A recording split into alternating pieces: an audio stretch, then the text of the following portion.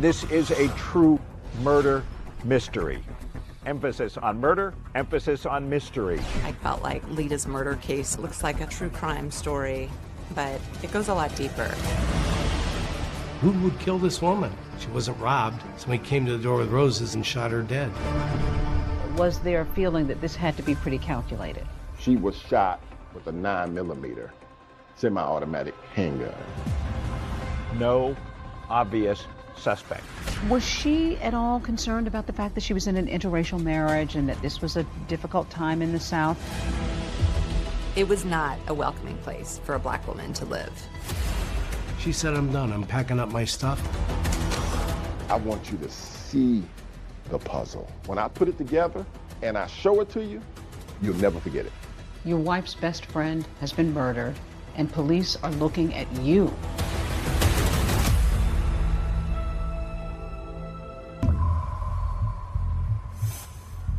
It's a chilly, drizzly winter Atlanta morning, and 35-year-old Lita McClinton is suddenly awakened. It's around 8:15 in the morning, and she heard the doorbell ring. And she tightens up her rope and goes downstairs to open the door. And I think she was probably not going to open it, but she looked through the keyhole and saw that the person had a box of flowers. There was a man standing at the door holding a long white box of long stem roses that had a big, thick pink ribbon around it.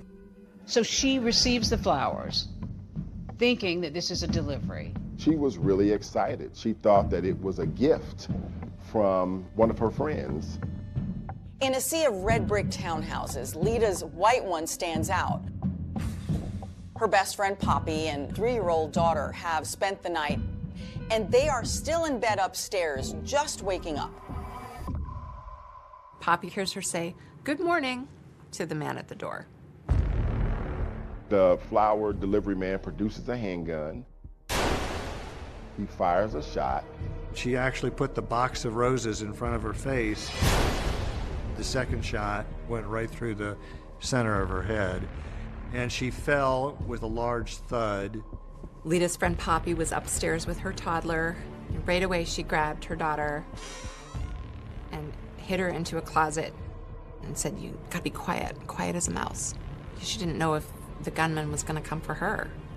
Lita's neighbor hears the shots, then sees the guy running like a bat out of hell, just booking it out of the complex, and he calls 911. The first police officer is only a few blocks away, and he gets the call and said, "Been shot." Lita's mother called her husband.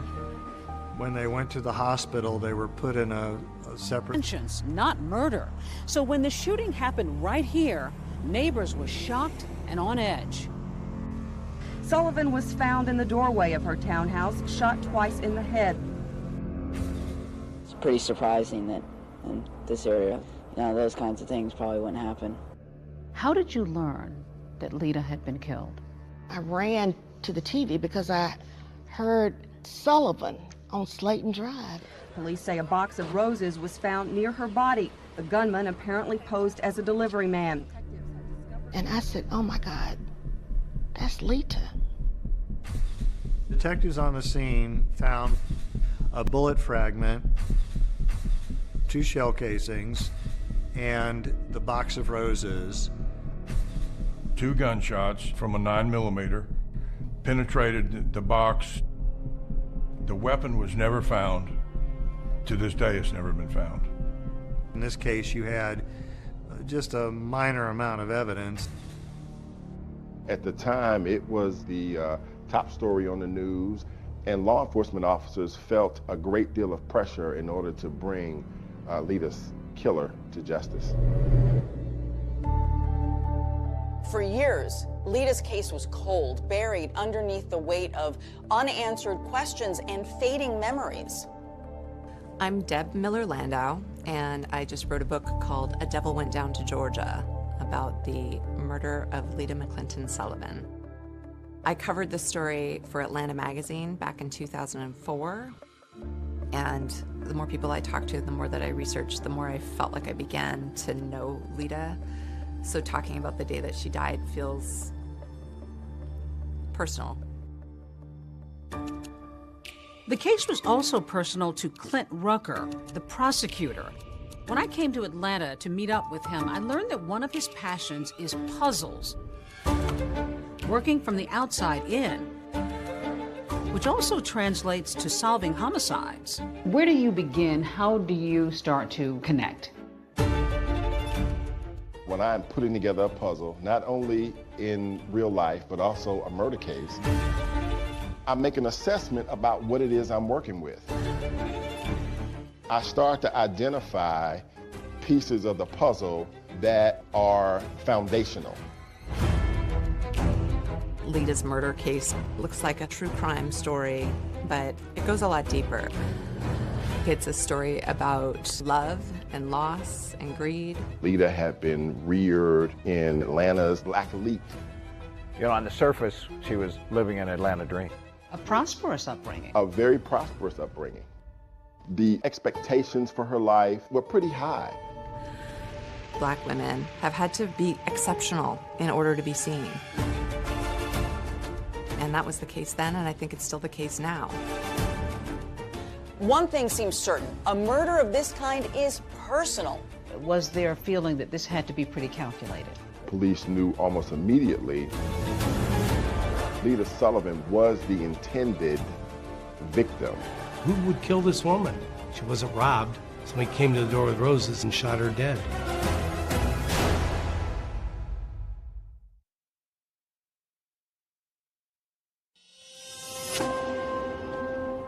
Atlanta had its fair share of crime, but this was most certainly one of the highest profile cases that got reported in the news.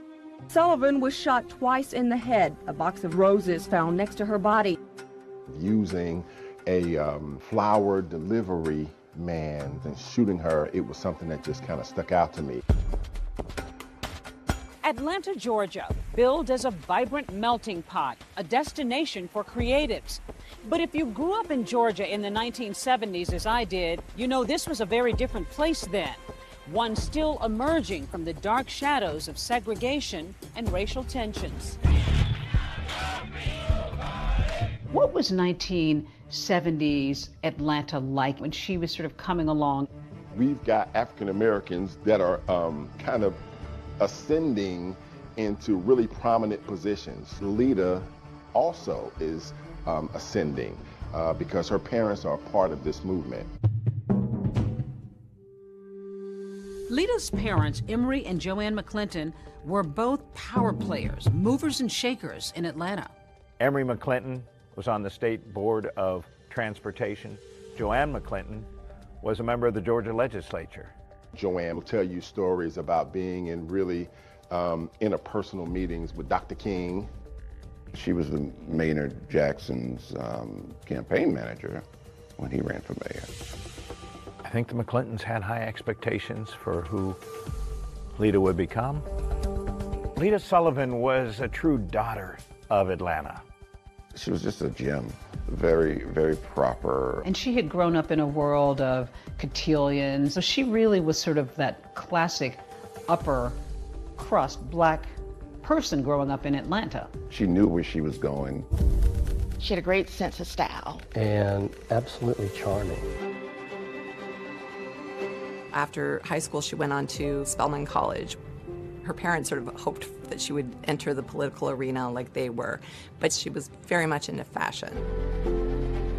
She was working at a boutique at Lenox Square, and in walks this guy who had unruly curls and weird glasses and just immediately saw Lida and was taken with her. Fresh out of college, 24-year-old Lida is smitten with James, Jim Sullivan. He's a bit older, 35, and he's also white. He showered her with gifts. He just completely showered her with attention. He comes in, he dazzles her. What did you learn about him? I learned that what he saw was a fantasy in Lida. I think he looked at her as a young, very attractive, very smart, African-American female. Another big difference between them is class. Lida has been raised in Atlanta's high society and Jim on Boston's gritty South Side. He grew up in a very middle to lower middle class environment. He went to Holy Cross College, got a bachelor's degree in economics. He always wanted more for himself. He always wanted to be a rich person, but it didn't seem like that was in the cards. He was an accountant. He was working hard, but he really wasn't getting ahead. But life is about to change for Jim Sullivan when he inherits a thriving liquor distributorship from his uncle, worth millions of dollars. Crown Beverages was worth around $3.2 million. Jim had become a wealthy man. So when the McClintons met Jim for the first time, they were like, who is this guy? He had this kind of manner that was very uncouth and brash, and they were sort of mystified about what their daughter saw in him. I mean, I think the only thing they had in common was that he was Catholic and they were Catholic as well. But everything else was complete polar opposites. Another concern, of course, was race. Remember, this is the 70s. Even though the country is watching color barriers slipping away on the hit show The Jeffersons, with Primetime's first interracial couple. Your parents have never gotten over the fact that I'm white. That's because you never got over being white. At that time, this was unusual. Georgia's anti-miscegenation laws that forbade blacks and whites to marry had only been repealed 10 years earlier. Still, despite their obvious differences, Jim Sullivan pops the question to Lida. So the McClintons were like, you cannot marry this man. They felt like Lida was really making a mistake and was kind of caught up in the exuberance of this relationship. Despite her parents' strong objections, Lida and Jim are engaged. But on the eve of her wedding, Jim drops a bomb. He tells Lida that he has been married before and that he has 4 children. Lida was shocked. And then, the very same night, Jim Sullivan blindsides his bride-to-be again. He whips out a piece of paper and he says, can you sign this? And then she looks down and sees that he's drawn up a prenuptial agreement. And she's like, what is this? Apparently determined to protect his newfound wealth, Sullivan surprises Lida with a prenup, which says that in the event of a divorce, she would walk away with virtually nothing. She's reluctant, but the cake is ordered, the flowers are ready, so Lida signs the agreement and ties the knot anyway. Lida got married in 1976. It was a small ceremony in Macon, Georgia. Joanne McClinton would later describe that as the worst day of her life. The newlyweds settle some 80 miles south of Atlanta near Jim's business in Macon. It's a world away from Atlanta. But Lida agrees to give up her current job and her income and become full-time Mrs. Jim Sullivan. They bought a house in Shirley Hills, a very affluent, very white part of Macon. Joanne and Emery McClinton feared for their daughter. Being part of an interracial couple in Macon, Georgia in the 1970s would have been extraordinarily challenging. The neighbors were like, you have the gall to bring a black wife to Shirley Hills. People threw garbage on their doorstep. The out-and-out racism had to be tough for Lida. But she moves forward and makes some new connections and friends, including Yvette Miller. When Lida and Yvette occasionally go out to eat, she notices something a bit curious. We'd go out to lunch at a nice restaurant, and she couldn't pay the bill. And I would end up picking up the check. And they were a wealthy couple. They were very wealthy. Then one Christmas season, a card arrives in the mail addressed to Jim. Lida opens it, and what she discovers will make her question everything.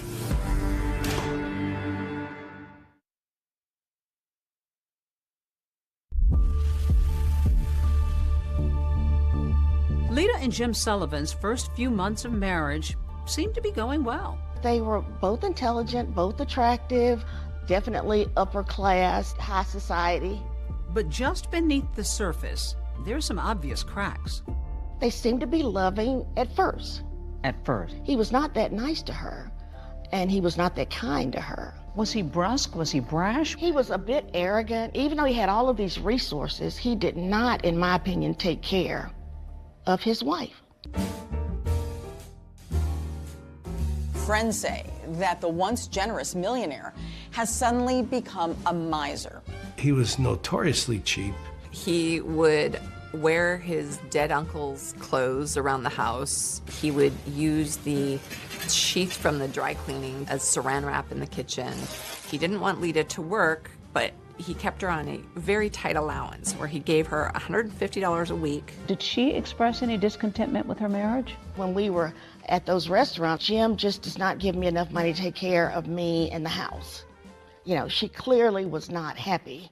Was there talk of infidelity? Lita had several instances where she questioned whether or not her husband was actually having an affair.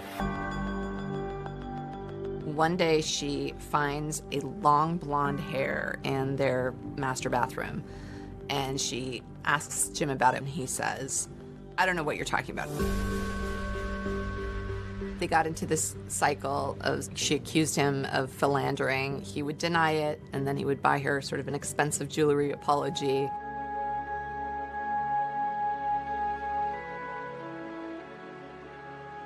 Then, during the holidays one year, Lita makes another stunning discovery.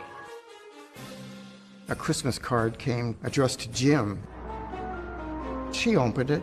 A woman wrote in something like, missing your kisses. The woman's return address was on the envelope, so Lita went and spoke to her. And the woman said that she had been having an affair with Jim. Lita is distraught and goes home to be with her parents in Atlanta. But her husband manages to lure her back, increasing her weekly allowance in a now post-nuptial agreement. Now it's $300 instead of $150 a week, but it still shows that all of their assets belong to Jim.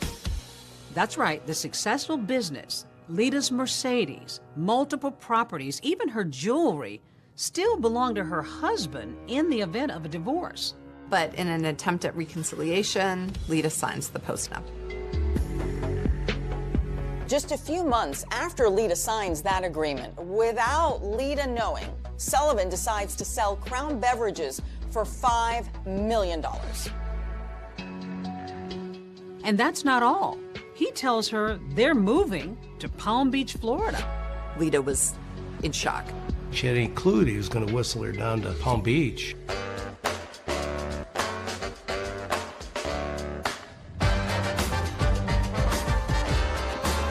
But Lita's new Florida home, located a stone's throw from what would become Mar-a-Lago, is more elaborate than she ever would have imagined.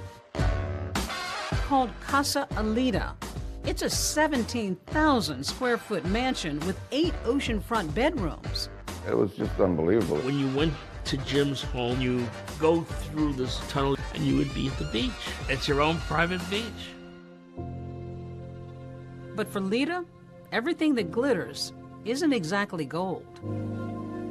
James Sullivan very much wanted to integrate himself into the upper echelons of society, and his aspirations did not include Lita's participation. It was not a welcoming place for a black woman to live. And when he found out that to sort of scale the level of social plateau he was looking at in Palm Beach, having a black wife was a serious impediment to that. She was left out of some affairs, and she really became upset. So even though they had money, this is a moneyed crowd, didn't really matter though. He was barely rich compared to Palm Beach. Did he want to be in that crowd? Oh yes, he wanted to, be accepted as one of the rich and famous. It doesn't take long before Jim starts to flirt with other women. And it's at a cocktail party that one particularly elegant Palm Beach woman catches Sullivan's eye. Jim sees Suki Rogers, who is a Korean-born socialite. She was telegenic. She had a spicy personality. I think a man like Jim Sullivan could not help but be intrigued by this beautiful woman. They started dating. He's still married to Lita. By now, the Sullivans have been married nearly 10 years, but things are about to explode. Lita finds women's lingerie in their master bed. It's the bra that broke the camel's back. She said, I'm done. I'm packing up my stuff, and I'm going back home.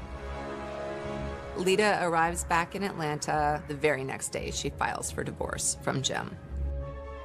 But Sullivan fights Lita every step of the way, and the divorce drags on. Did she seem concerned, worried, nervous about her breakup? What I detected was she was excited, and she was cutting the cord and leaving Jim alone. She wanted her life back. While Lita is looking forward to a new life of freedom, she can't be happy about the prospect of leaving her marriage with virtually nothing. No career, no Palm Beach mansion, no Buckhead townhouse, and $2,500 a month in alimony for 3 years. So Lita is going to divorce court, determined to fight for what she believes she deserves. All she wanted was a reasonable financial settlement so that she could kind of go on with her life. January 16th, 1987 was set up to be a pivotal day in the lives of Lita and Jim Sullivan. A judge was going to decide whether or not to throw out the post-nuptial agreement. She might get as much as close to $1 million in cash and assets. The morning of January 16th, Lita Sullivan, she'd lose her life that day in a murder. With Lita out of the picture, Jim Sullivan stands to gain the property that they had and retain control over all his money. Sullivan was the main suspect. That is, until a treasure trove of secret recordings of Lita's private conversations are uncovered, taking this investigation in a whole new direction. And police are looking at you.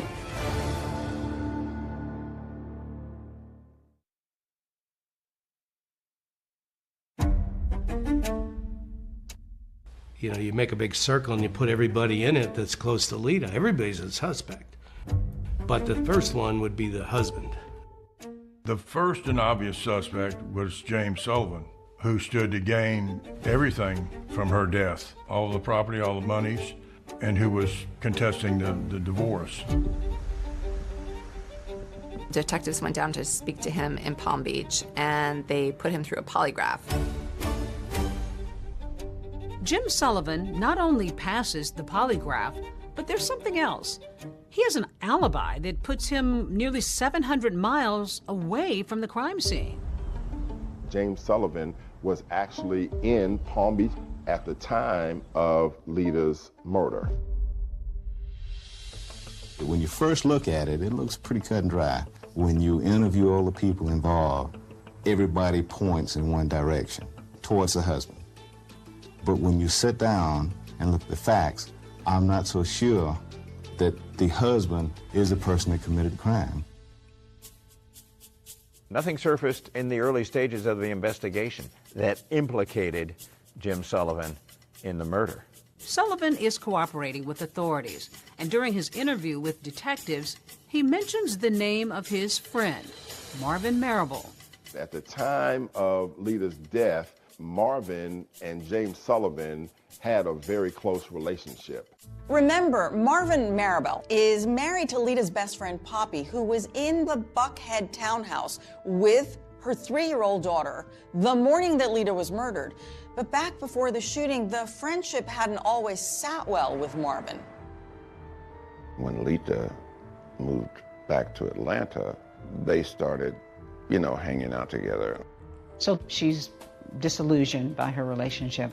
Did her failed relationship have any impact on your relationship? Well, from the standpoint of them, being together all the time and going out, yeah. Commiserating. Oh, absolutely. Certainly didn't help. You know, and I can understand her being there for her friend, but, you know, sometimes you can go overboard, which is what happened in our relationship. Marable, a former New York State trooper turned entrepreneur, says Lita would often spend hours at his home with Poppy. And it was during this time, he says, coincidentally or not, that his own marriage began to unravel. I found a letter where Poppy was planning to file for divorce. So she was planning to file for divorce without your knowledge? Oh, yeah. That had to be a shocker. It was. So then you decided to try something a little questionable after that. You know, I have a background in law enforcement. I don't see it as questionable. It's your own telephone in your own house. I put a recorder on the, people call it a tap, on the phone, and I started recording conversations. In the house phone? Mm-hmm. On the house phone. He began listening to Poppy and Lita's conversations and ended up recording more than 300 hours.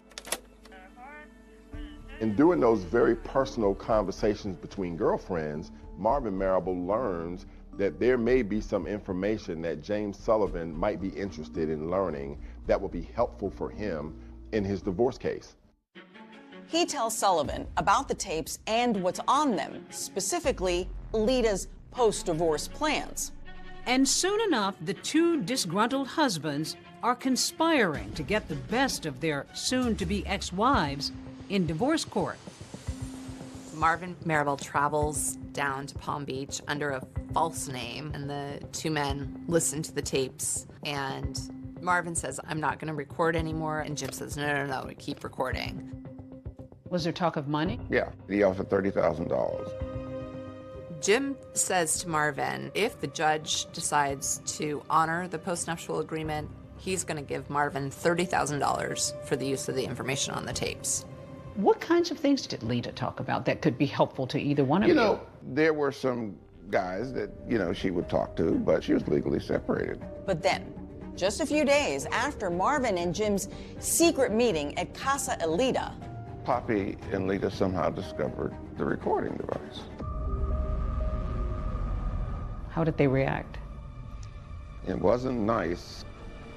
She filed for divorce the next day. She was angry. She was very angry. Lita was upset too, so upset that she reported Marvin to the authorities, and he was charged with possession of an eavesdropping device. So when police questioned Sullivan about who might have a motive to murder his wife, he tells them to look no further than Marvin Marable. And sure enough, only a few days after Lita's death, Marvin is being questioned by the Atlanta Police Department about Lita's murder. I go down for the interview, and the first thing they did is read me my rights. And from there on, it was just a nightmare. I was a prime suspect. You have a law enforcement background, so you knew what police were. So I knew that I was being followed. I could pick the investigators, police, could pick them out all the time. Jim had mentioned my name to them. He said, look at Marvin Marable. This was serious stuff. Oh, yeah. How worried were you? I was very worried.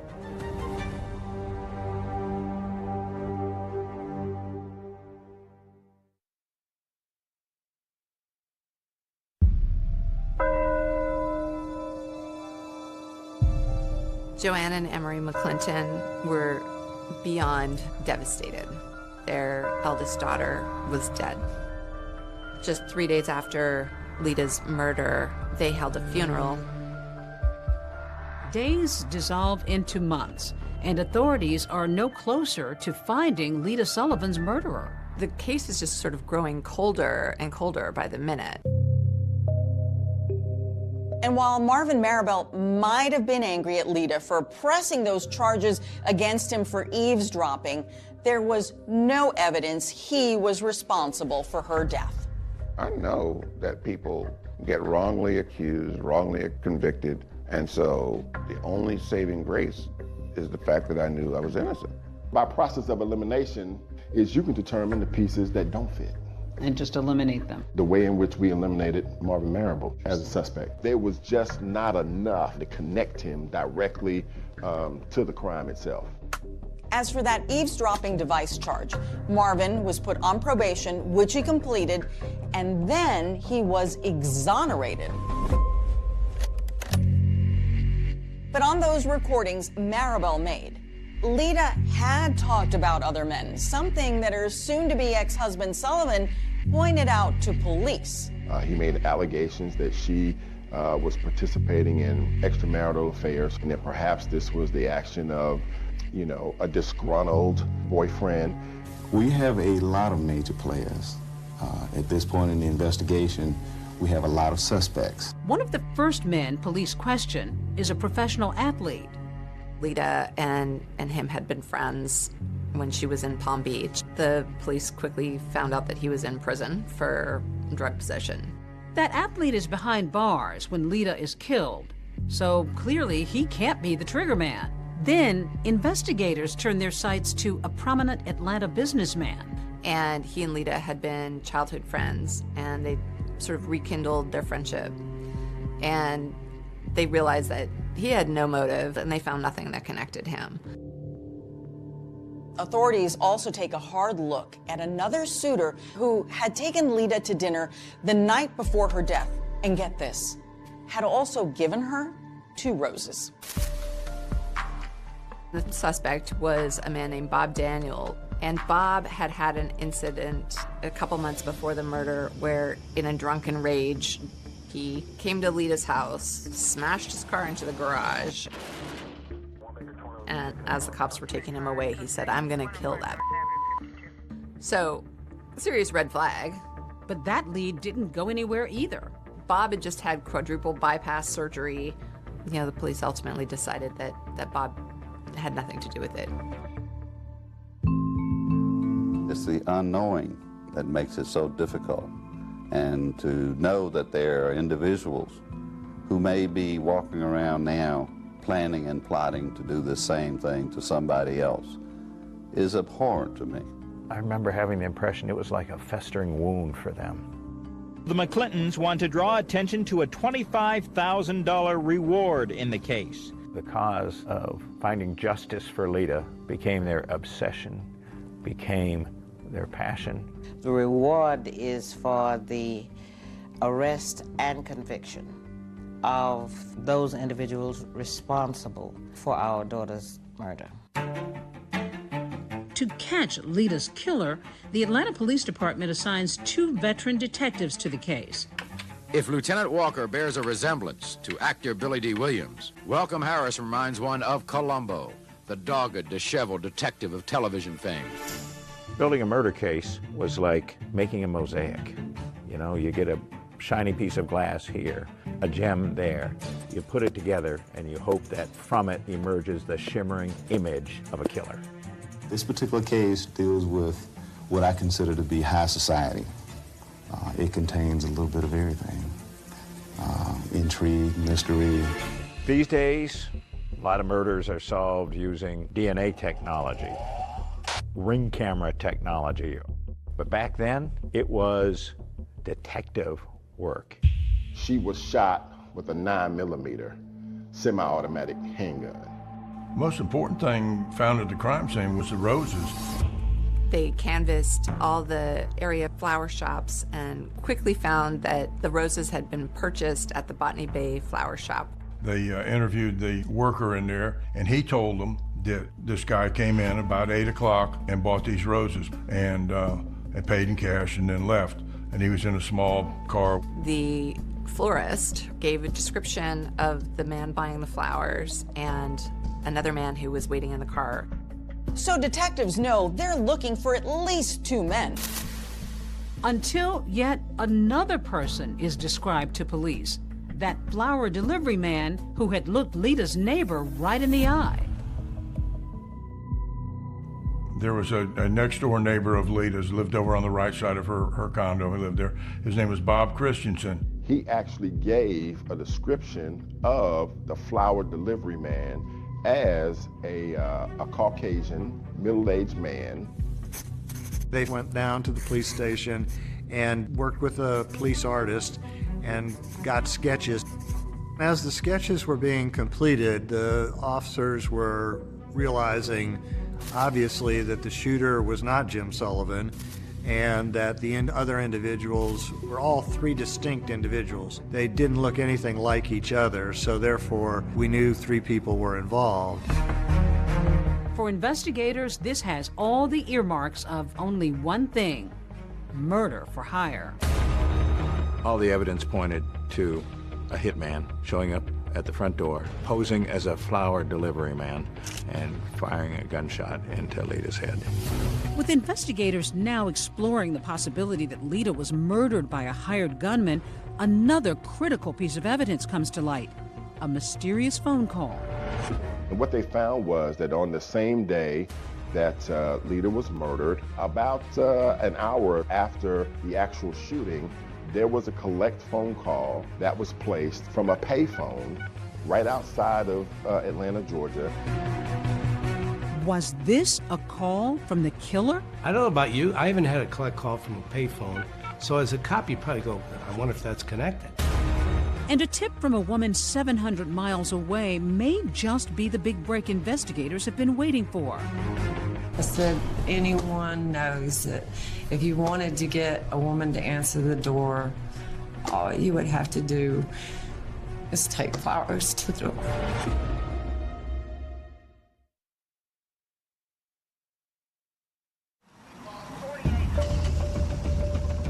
This was a huge puzzle of a case. A hitman showing up at the front door, posing as a flower delivery man, firing a gunshot into Lita's head. How did your puzzle-solving skills come into play? You figure out what fits and what doesn't fit. I want everyone listening to this to know that I am absolutely innocent. The loss of a daughter. They still don't have the murder weapon. But they do have witnesses. Do you know anybody that can possibly take care of my problem for me? Because I need some help here. Anyone knows that if you wanted to get a woman to answer the door, all you would have to do is take flowers to the door. She suggested the flowers. She suggested the flowers. You actually brought in a doorbell. Why? To have that sense of what Lita Sullivan experienced right before her murder. She's about to meet her maker.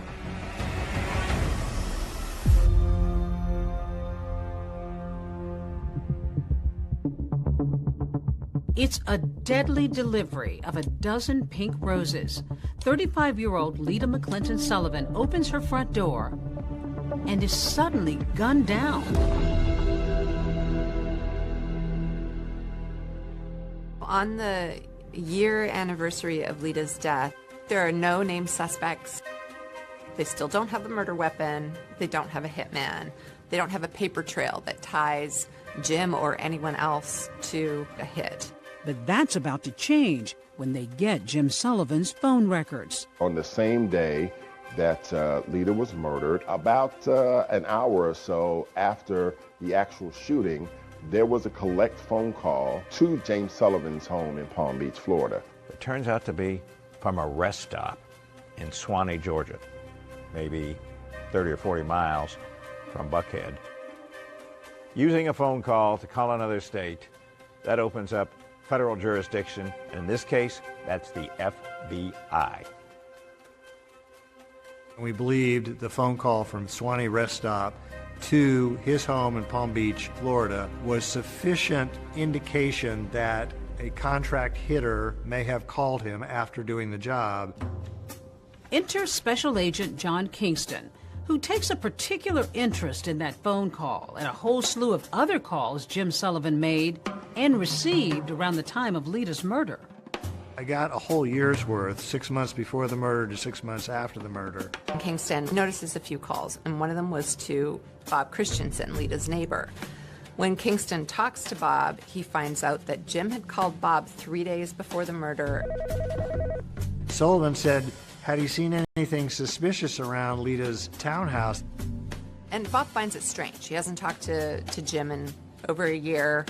Bob Christensen shares something else with Agent Kingston. On the same day Jim Sullivan called him, 3 days before the fatal flower delivery, Lita heard a loud knock on her door at 5 or 6 in the morning. It was so early and so unnerving, she didn't answer it. So that made the call that he got from Jim even more suspicious. Kingston also finds that a call is made between Jim's house and a Howard Johnson's motel in Atlanta, just a couple of miles from Lita's house. This is really strange. One thing that he's learned about Jim is that he's not a Hojo's kind of guy. So he goes to the Howard Johnsons and asks if he can look through the records. They gave me the shoebox with all the registration cards, and I pick out 3 that I thought, well, these are awfully interesting. So I said, do you guys have the phone records? They said, yeah, sure we do. And I'm thinking, boy, these people keep really good records, and they keep them for a long time, and I'm really glad. They bring me the phone records for January 13th. I'm flipping through them, and all of a sudden I see 305 Palm Beach, South Florida area code. And I'm pretty sure it's Jim's number. And so I check my records real quick, and I go, yep, that's his number. And then I look, and I said, oh, look, it's from 518. That's one of the 3 cards I pulled out. Well, it just so happens I have a copy of it here. And one of the things that imparts is 3 individuals checked into the room. The individual who actually registered used the name Johnny Furr, but 3 individuals is important to me because I think 3 people involved in the crime. They put their car down as a Toyota 85 with a North Carolina plate. We believe that a Toyota was the getaway car for the murder. So there's 2 coincidences already. But remember, these motel records are from January 13th. Lita was murdered 3 days later on the 16th. Special Agent Kingston is beginning to surmise that the killers may have tried and failed to get to her once before. What I believe it to be is the killers having come down 3 days before the actual murder was committed, knocking on her door, her not answering it, and them having to stop and regroup and figure out what plan B is going to be. So I am in love with this registration card and becomes the focal point of my life for the next several months. Kingston's next move is to locate this so-called Johnny Furr with the North Carolina license plate. And to my surprise, there are 150 John or Johnny Furrs in North Carolina. But to my great surprise, 115 of these 150 are in a very small circle in North Carolina between the 3 cities of Albemarle, Concord, and Kannapolis. They're going to knock on every door and find this Johnny Furr. Of course, they're coming from Georgia, and anytime the FBI goes and investigates in another state, they need that state's approval. And just as they're about to get to the state border, their boss calls them and says, North Carolina's denying you entry, and they'll take it from here. And that pretty much kills my case. that kills my case. Yeah, soon after that, Agent Kingston is transferred to another job, and that whole investigation just sort of fades away. Meantime, in Palm Beach, Jim and Suki are living the high life. So with Lita out of the picture, Jim is free to marry Suki, which he does 8 months after Lita's murder. He's thinking that he's the cat's meow. Eating in restaurants in Palm Beach, going to parties, got another attractive woman on his arm. Jim drives around town in a Rolls Royce and gets into a fender bender and has to go to traffic court. Jim says to the judge, well, you've misunderstood. I wasn't even driving that day. Suki was driving. So the judge says, we're going to throw it out. However, the cop who was on the scene catches wind, and he says Suki wasn't even in the car that day. It was Jim driving alone. So now Jim has perjured himself, as has Suki. Jim ultimately got convicted of perjury, was given a year probation and a year of home confinement. Suki Sullivan also receives a year of probation. Suki's freaking out. When she gets charged with perjury on his behalf, she's like, I'm done with this. Suki files for divorce from Jim. And the trial that follows is the juiciest, craziest gossip in town. So when it's Suki's turn to testify, she drops a bomb. Did he talk to you about his former wife, Lisa? Yes. Tell me what it was he said to you about Lisa. You can hear a pin drop. It's a big moment.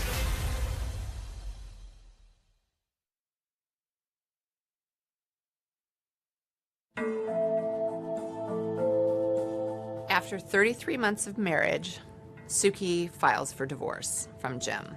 Not surprisingly, it's another disputed divorce.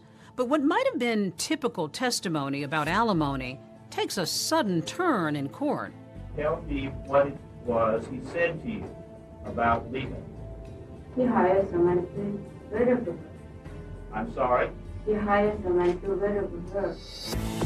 She claimed that he confessed to her that he had Lita killed. This became a bombshell in the investigation of the murder of Lita Sullivan. Suki Sullivan's divorce testimony may be big news for the FBI, but it has zero impact on the divorce judgment, which favors her husband, Jim Sullivan, in nearly every way. His divorce was complete, but his life for turmoil was just beginning. The opulent ocean-facing Palm Beach Palace may look like something out of The Great Gatsby, but while we watched, a new chapter in a crime story was unfolding. We develop information here at WSB. There's going to be a raid on Jim Sullivan's Palm Beach mansion, and that is the biggest break in the Lita Sullivan case since the murder itself. Investigators from the FBI, Atlanta Police, and the Georgia Bureau of Investigation were on the grounds of a mansion identified as that of James Sullivan. All of a sudden, Jim Sullivan is clearly in the crosshairs of federal authorities. They got a tip that Jim, now a convicted felon, has guns in the house. Of course, you're not allowed to have guns if you're a convicted felon. So they put together a sweeping affidavit to get a search warrant. We did see a number of guns loaded into a car and this box carried out. When they found the guns, he was in violation of his probation, and so he went to jail for 9 months. All this time, a federal grand jury has been convening in Atlanta. They've got what they found in the mansion. They got what they found in the phone records. They've got Suki Sullivan. They've got the neighbors. What they don't have are the identities of the hit team. There's a problem, though. We, the federal government, have a 5-year statute of limitations, which is going to be up on January 16th of '92. With 5 or 6 days to go before it expired, the U.S. attorney made a bold decision. We're going to take our best shot with what we got right now, so they indict Jim Sullivan. Jim Sullivan is indicted on multiple counts of arranging Lita's murder for hire through interstate phone calls. Millionaire James V. Sullivan is on trial in connection with an alleged murder for hire plot. Here he arrives for the first day of trial testimony. It was a trial that transfixed Atlanta. I mean, it was something we were covering on basically a daily basis, but we couldn't have it on camera because it's federal court. It looks like the family is finally going to have some accountability for the murder of their daughter, Lita. The prosecution suggests the killers were calling Sullivan from the rest stop to say the job was done. The defense suggests otherwise. Jim Sullivan is lawyered up with the best criminal defense lawyers that you can find anywhere in Atlanta and maybe in the whole country.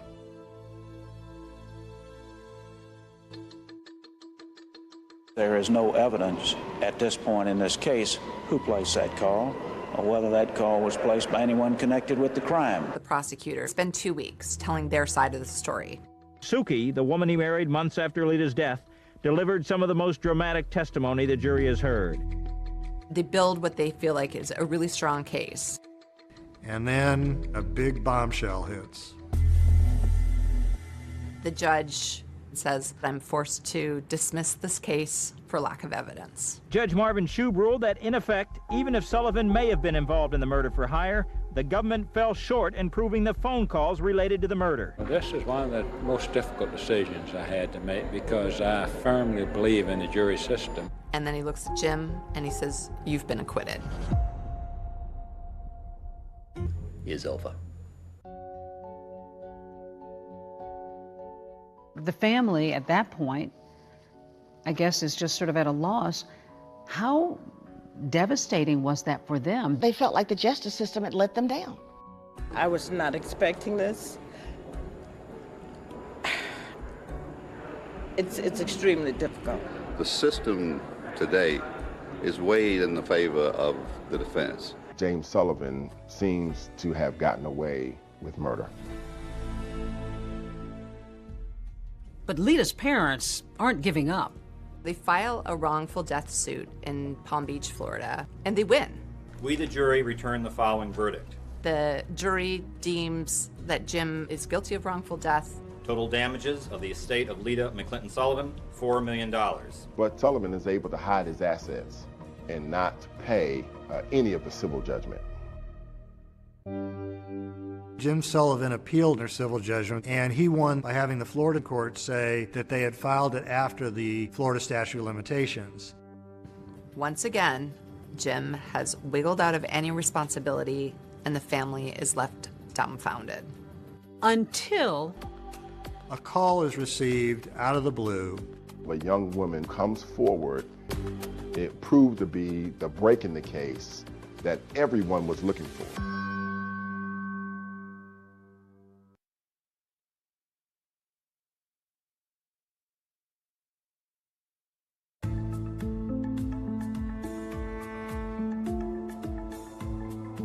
"11 years have gone by since Lita Sullivan was gunned down on her doorstep when a tip comes in from a town 700 miles away. A call is received out of the blue, and the individual calling is an attorney in Beaumont, Texas. He has a receptionist whose name is Belinda Trahan, who has told him a very unusual story about her boyfriend, Tony Harwood. Belinda and Tony lived together in Albemarle, North Carolina. And he was a long-distance truck driver for North American Van Lines. He basically drove a moving truck. Belinda tells her boss about a time that Tony came home from a long-haul trucking trip and said that a rich white man in Florida offered to pay him to, quote, take care of his black wife in Georgia. At the time, Belinda didn't believe it. She thought he must be cheating on her. Belinda thought that it was Tony just trying to get out of town and go down to Atlanta to the strip bars. Until he took her to meet this rich white guy in a diner somewhere, and he got a wad full of money. She says he sits down briefly in their booth and gives Tony Harwood the balance owed for the hit on the man's wife. Belinda Trahan tells her boss that soon after this bizarre trip, she broke up with Tony Harwood and moved to Texas. But now, 11 years later, she says that he mysteriously reached out to her again, asking her to meet him at a nearby truck stop. She's afraid that he may commit harm to her. And it's this new tip from Belinda Trahan that sends Georgia authorities to the Lone Star State, turning up the heat on an otherwise cold case. Georgia Bureau of Investigator Agent John Lang takes a detective from the Atlanta Police Department and goes down to Texas to talk to Belinda. She was with Tony when they met this mysterious man at this diner that they were meeting at. We wanted to show her a lineup of pictures in hopes that she could pick Sullivan out of it. And she takes her pink fingernail and taps right on Jim Sullivan's face and says, "This is the man." My plan of attack was to get some recordings with her and Tony. So we got her to get in touch with Tony again. She's talking to him and trying to coax information out of him. knowing John Lang is listening on her end. And Tony gives enough information that places him at the scene at the time. We had the phone calls with Tony. She picked Jim Sullivan out of the lineup, but there was still more investigation to do. We really didn't know who Tony Harwood was. John Lang knows that Tony worked at North American Van Lines. So he calls up North American Van Lines and he says, hey, you don't happen to have your records from 11 years ago? And the guy says, yeah, there's some boxes full of files up in a musty attic. You're more than welcome to go poke around. We went up into a hot attic and opened the first box that I went through. And about the third document I looked at was Jim Sullivan. His address was on it, Palm Beach, Florida. His signature was on it, and Tony Harwood's signature was on it. He finds a bill of lading showing that Tony Harwood moved furniture for Jim Sullivan 2 months before the murder. And it's the paper trail he needs. It's like the jackpot. Astounding. I don't know any other way to explain it. I mean, open this box and like the third record I look at, here it is. I mean, it just like it was meant to be. On a Sunday morning in April of 1998, John Lang and local authorities go knock on Tony's door in Albemarle, North Carolina. Tony answers the door. And he said, you know, I've been waiting on you boys for a long time. They take Tony to the Albemarle police station. Lang interviews Tony for 3 hours in this tiny room. But at the end of the day, Tony admits to taking money from Jim, $25,000, to take care of Lita. He also tells the detectives that he wasn't the one to pull the trigger, but that he was there the day of the murder. He went through the whole case, and throughout the interview, he incriminated himself even more. I mean, admitted that he was there. He knew what happened. So he was arrested for murder of Lita Sullivan, and we took him back to Atlanta that day.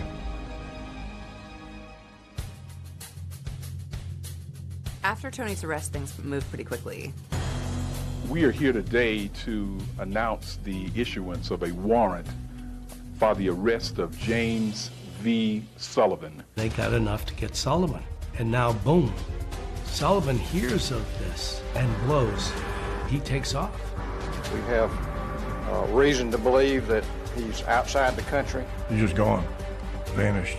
Investigators say he could be anywhere. He is nowhere to be found.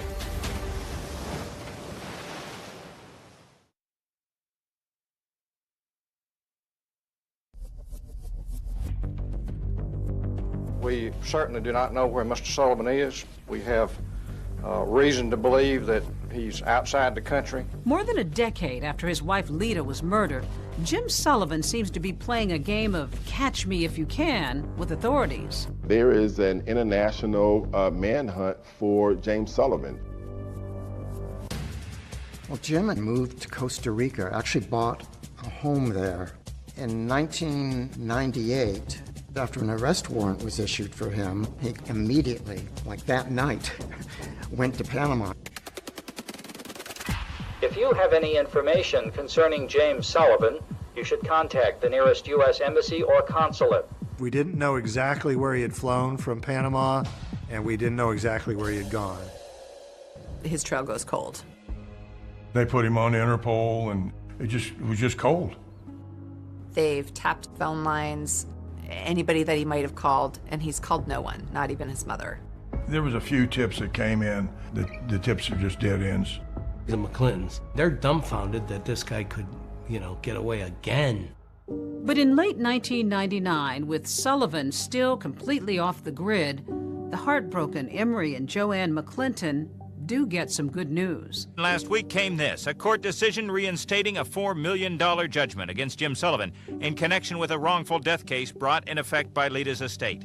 Lita's family and law enforcement officials hope that a renewed hunt for Sullivan's money will help smoke him out. Where you find Sullivan's money, you're going to find him close by. But even this goes nowhere. Fast forward to 2002. There is no sign of Jim Sullivan. We tried every effort in our arsenal to try and locate him, to put him on the FBI's wanted list, but to also put him on the top 10 list, which is very unusual. You don't get on the top 10 list very easily. Then we also featured him on America's Most Wanted. The most recent picture we have of Sullivan is at least 5 years old, so the FBI age-enhanced this photo, which may bear a closer resemblance to Sullivan's appearance today. If you recognize James Sullivan from either of these photographs, call us now at 1-800-CRIME-TV. A man sees America's Most Wanted on television and goes, I know that guy. He lives in my condo complex in Chiam, Thailand. And sure enough, he calls the authorities. He went to Panama, to Venezuela, and eventually to Thailand, where he got a beachfront condo.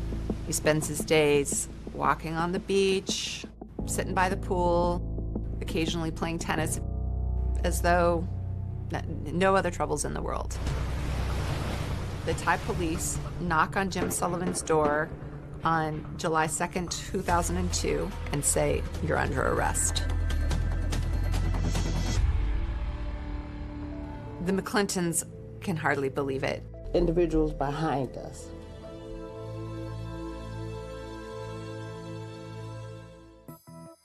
Almost as soon as Jim Sullivan is arrested for murder, Tony Harwood, who has continued to deny being the trigger man, agrees to a plea deal. Tony kind of sees the writing on the wall.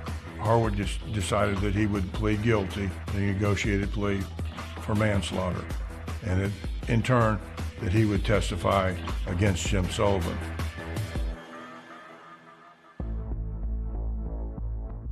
It took 2 years, but he finally was extradited back to Atlanta in 2004. He got off the plane. He was wearing a single shoe because he had such terrible gout in his foot. But he gets off and gets taken to Fulton County Jail. And there's this sort of cumulative sigh of relief. To be clear, Sullivan being tried for murder in Georgia is not double jeopardy. For one thing, it is a state case, and the previous one was a federal case, and that specifically was for arranging Lita's murder for hire over the phone. The elected district attorney appoints me along with a couple of other lawyers to prosecute the case. This was a huge puzzle of a case. Right. How did your puzzle-solving skills come into play?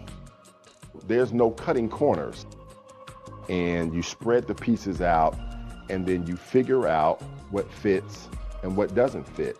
And that's kind of what the prosecution of James Sullivan was like. It was putting together all these different pieces so that we could make sure that the prosecution of the case was done accurately and with integrity. What concerned you going into this trial? He was rich. He was a white male.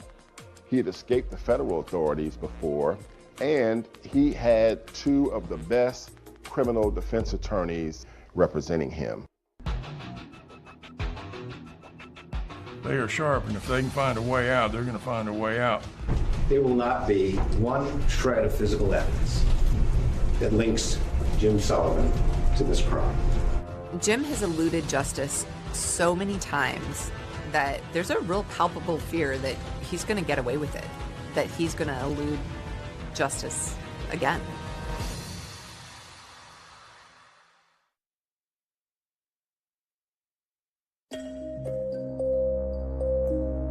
After nearly 20 years, Jim Sullivan is finally on trial here in Fulton County for the murder of his wife, Lita.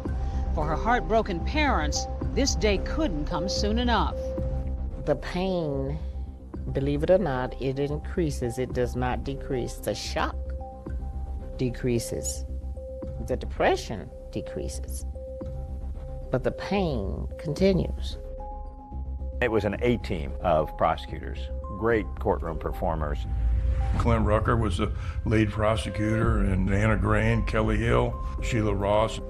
And the evidence will show that the person who sent that hitman to Lita's door is the only person in the world to have profited from her death It is the only person in the world who met Tony Harwood and paid him off for killing her, and is the only person in the world who fled halfway around the world to avoid facing you. Jury was 9 women and 3 men. The jury is also racially mixed. Jim Sullivan had Ed Garland and Don Samuel, again, the people who won that big courtroom victory against the feds. What the state relies on is 2 types of evidence. Circumstantial evidence, and then the testimony of con men. The state initially started out the nature of the crime and what happened that morning. I heard 2 sounds. They sounded to me like steel hitting steel. I just didn't want to believe that it was a gun. And so I hesitated for a second, and then I really knew that it was a gun.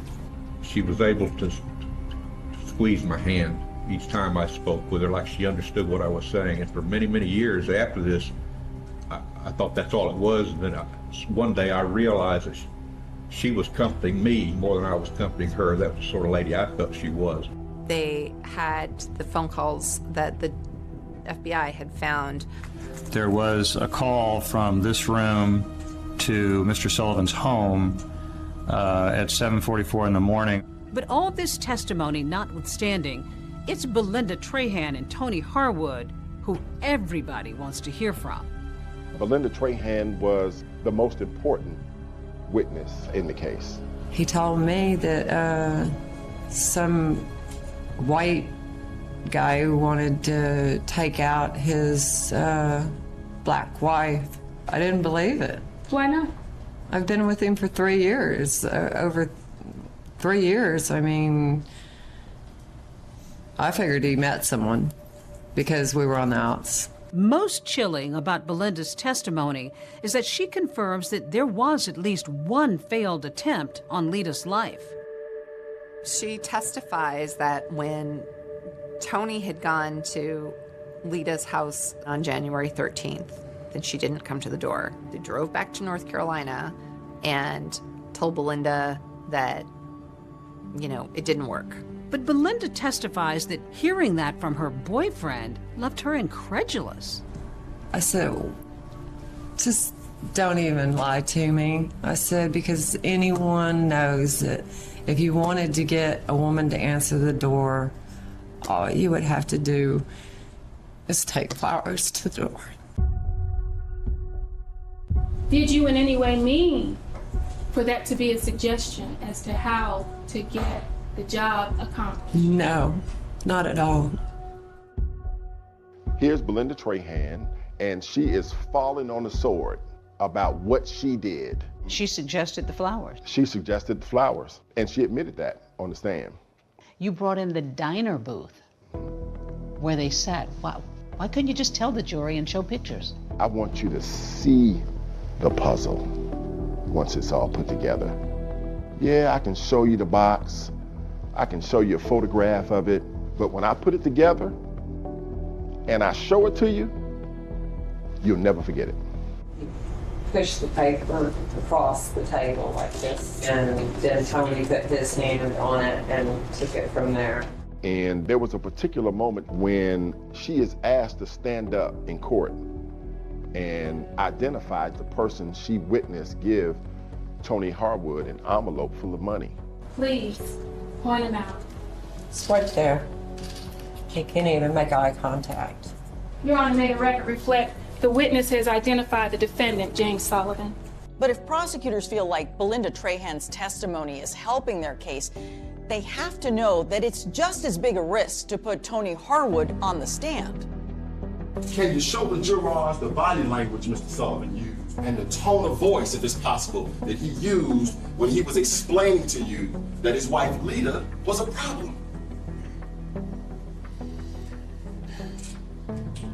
You know, I've got this wife of mine up in Atlanta, and she is just trying to take everything I've got. And I don't know what to do about it. I need someone to take care of my problem. Do you know anybody who can possibly take care of my problem for me? Because I need some help here.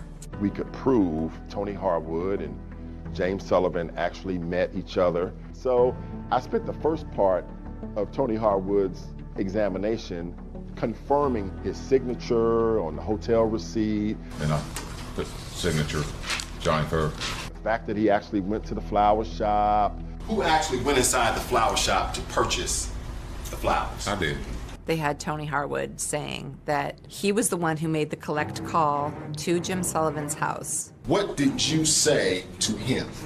I said, Merry Christmas. And he said, I understand. And that was it. What were you trying to convey to Mr. Sullivan by giving him that signal, those code words? That his problem was taken care of. The defense had their chance to cross-examine Harwood. Not a single question.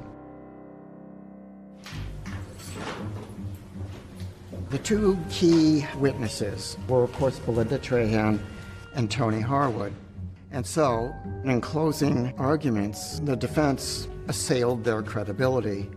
You should reject everything that came out of his mouth. Harwood says an envelope in the bathroom. She says an envelope at this booth over here. Garland presents to the jury a letter-sized envelope stuffed with bills. Harwood had said it was all cash in $20 bills. See, oops, some of it fell out. There's more. It won't fit in an envelope. The whole story just doesn't make sense. In your closing arguments, you actually brought in a doorbell. Why? What was the point?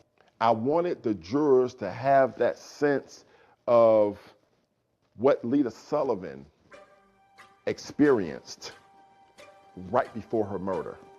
An ordinary moment. In an ordinary moment. The second reason why I did it is because James Sullivan liked to read books. And one of his favorite authors wrote a book called For Whom the Bell Tolls. I'm going to ask you through your verdict of guilty to each and every count to tell James Vincent Sullivan for whom the bell tolls. Tell him that it tolls for thee. For you. For you. And then I rang the doorbell 3 times.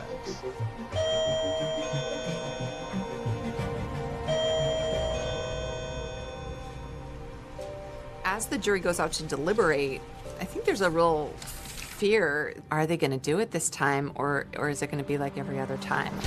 I do not see this as a slam dunk for the state. There's this anxiety. You're worried, but you're hopeful. I don't care who you talk to that does this kind of work as a litigator. They will tell you, oh, I can look at the jurors and I probably can tell you what they're going to do. No, you don't. You don't.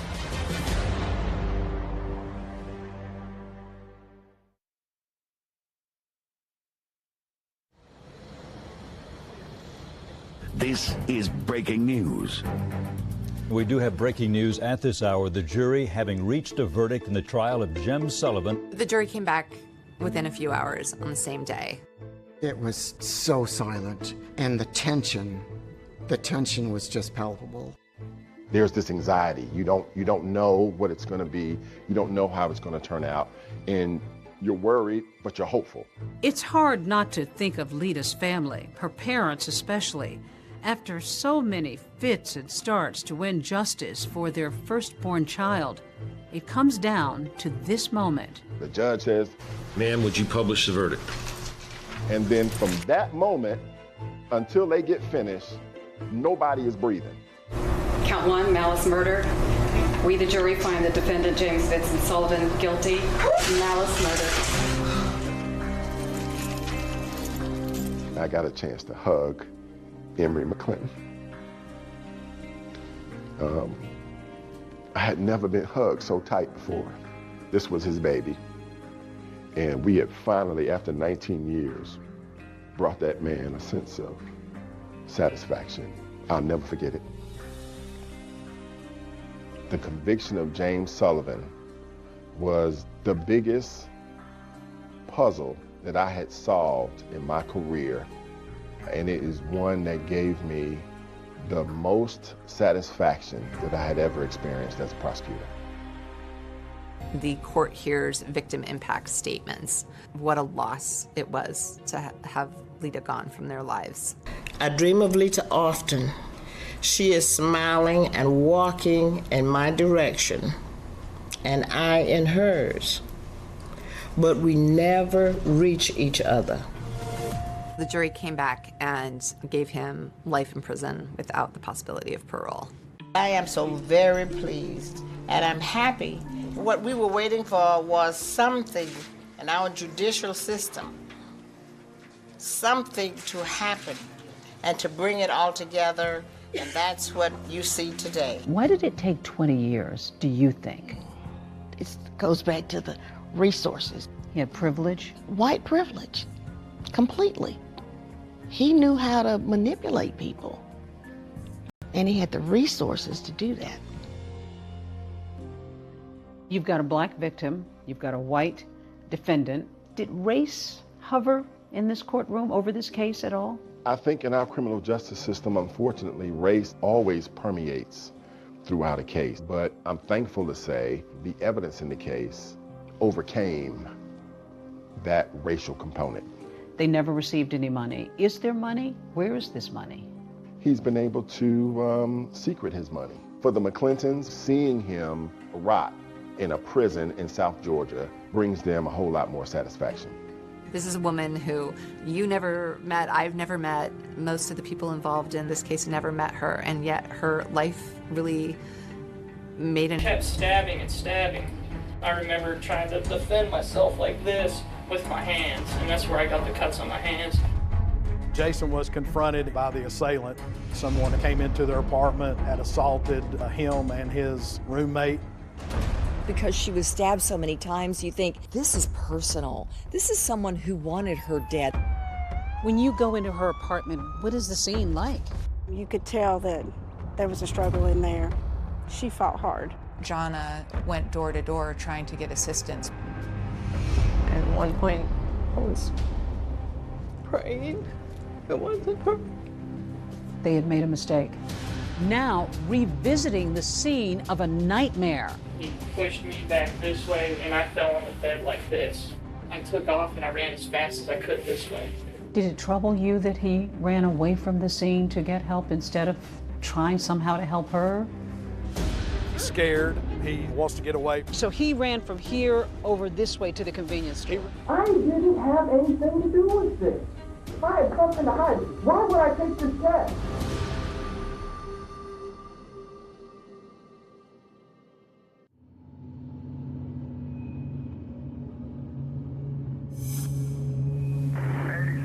I believe that's next to Warren House, if I'm not mistaken. I'm Officer Dinah Kidd. I work for the Knox County Sheriff's Department. It was around 4:15 a.m. on the night of December 6th. It was real windy that night. We didn't have a lot of calls coming in. We felt like we were wrapping up our night because it was only a couple more hours till we'd get off. 8791. And then we get the dispatch call that says there's a young man that had ran to the Weigels. 1080 with the victim just occurred at Weigels, 328 North Cedar Bluff. Time. Stand by for update. It's early morning in December when the clerk inside this convenience store gets a startling visitor. A young man who's bloody, pleading for help. He's barefoot and appears to have been seriously injured. Knox County 911.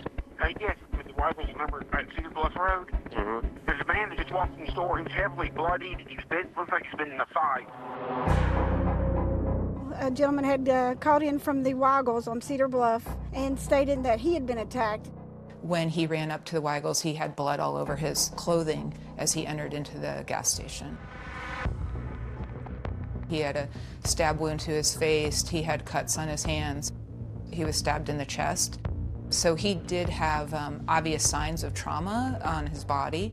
Does he need an ambulance? Yeah, that's what he said. Okay, can I talk to him, please? Sure, he wants to talk. All right, what's your name? Jason Amami. Jason? Amami. Now what happened? I just felt somebody stab me right in my chest. Somebody stabbed you? Hit me in my face. And that's the first thing I did was get up and run. He'd heard some noise. He came outside. He came out into the hallway, and he had seen someone in the hallway, which then came to him and attacked him. He eventually got away from the attacker, and Jason had ran out the door. He had on clothing that he was sleeping in, which was just a pair of shorts. He had left so abruptly that he didn't even take time to get his glasses or his shoes before leaving the apartment. He just ran out as quickly as possible to flee and get help. And while Jason Amami tells the clerk that he was able to get away, shockingly, he says he wasn't alone in that apartment. His roommate's still in there. Apparently somebody broke into his house. Is his roommate okay? He doesn't know. Is he okay? She was screaming very loud. Now, where's your address at? Redora Road. Redora? R-H-O-D-O-R-A. R-H-O? Park Apartment.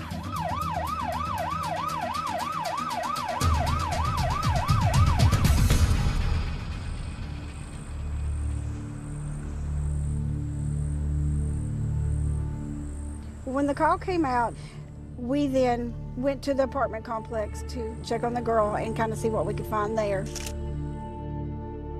21-year-old Jonna Berry is barely clinging to life. They found Jonna laying just inside an entranceway. She was face down and had multiple wounds to her body.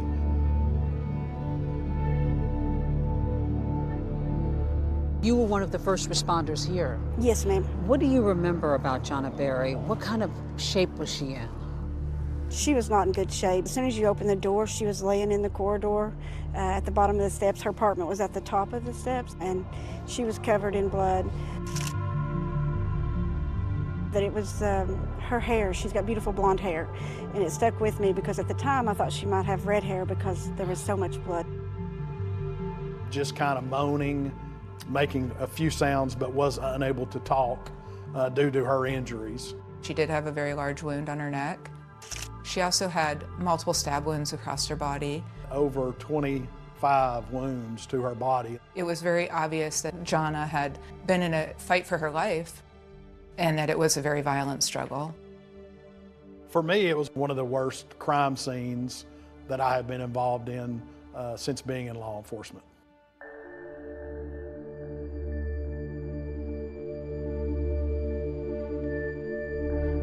When you go into her apartment, what is the scene like? When we go up the steps and go into the apartment looking for the suspect or anybody else that's injured, the knife was in the floor, and it had blood on it, hair on it, and it was bent. There were 6 units in the apartment building. There was blood on each of the doors within the 6 units.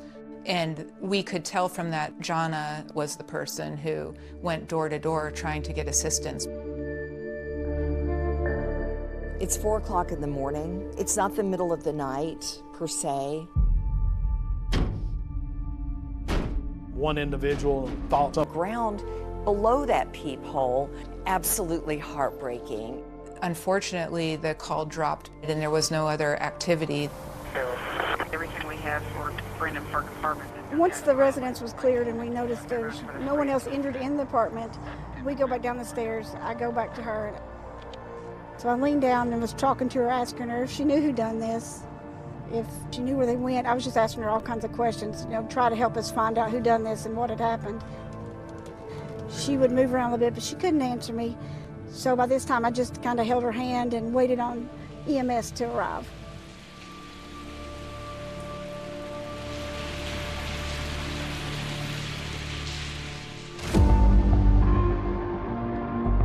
That night, 2 young people come face to face with an intruder.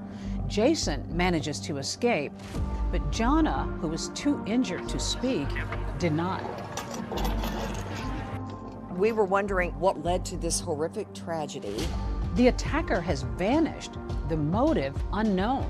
Are our children safe? Are we safe? We had no idea who did this.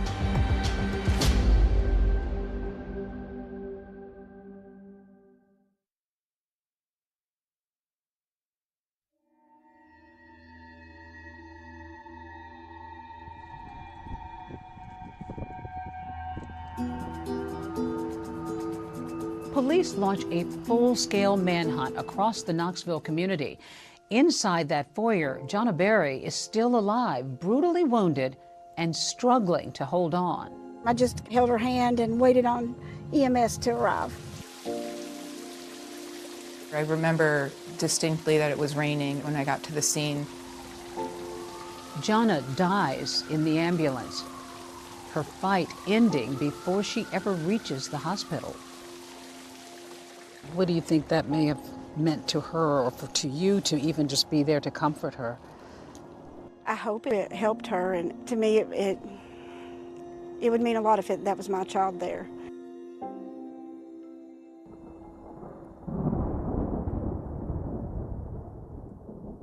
It was 4 a.m. in the morning on December the 6th. We got a phone call from Knoxville UT Hospital. The gentleman on the other end of the phone, he asked to speak to Mike, which was very unusual because nobody called my cell phone and asked to speak with my husband. She handed me the phone, and there was somebody on there said, "Are you Michael Berry?" And I said, "Yes." "Do you have a daughter, Jonna?" And I said, "Yes." Just to let you know, your daughter was murdered. I heard him say, "Jonna's been murdered." And at one point, I was praying. It wasn't her. They had made a mistake. Yeah. My youngest son lived here, so I called him and I said, hysterically, "It's Jonna. Something's happened. You need to get to UT." This had to be a nightmare for everybody. It was. It rained all the way. It was like the angels was just crying. It's just something that you never forget. After nearly 4 hours on the road, Jonna's parents finally make it to the hospital. When we got there, my youngest son was in the parking lot. He said, "It's true, Mama, it's Jonna." Did you have any idea what happened at that moment? No. And the boys identified her body, which was very upsetting to me. She was in bad shape. Yes. I wish that I could spare them the heartache and the memory that they'll have forever. Jonna, smile to the camera, girl. Hey! Jonna. Jonna grew up in a tight-knit family in Bristol, Tennessee. Take me back. Tell me what kind of a little child she was. Jonna was a very happy child. She was very ambitious. She did dance and cheerleading. 2 older brothers. She had 2 older brothers. They were very protective of her. You had a beauty salon, and I imagine she was running around. Yes, she would get a manicure. I polished her little nails. She always wanted makeup on and her hair done. She was my best friend. She was your best friend? She was.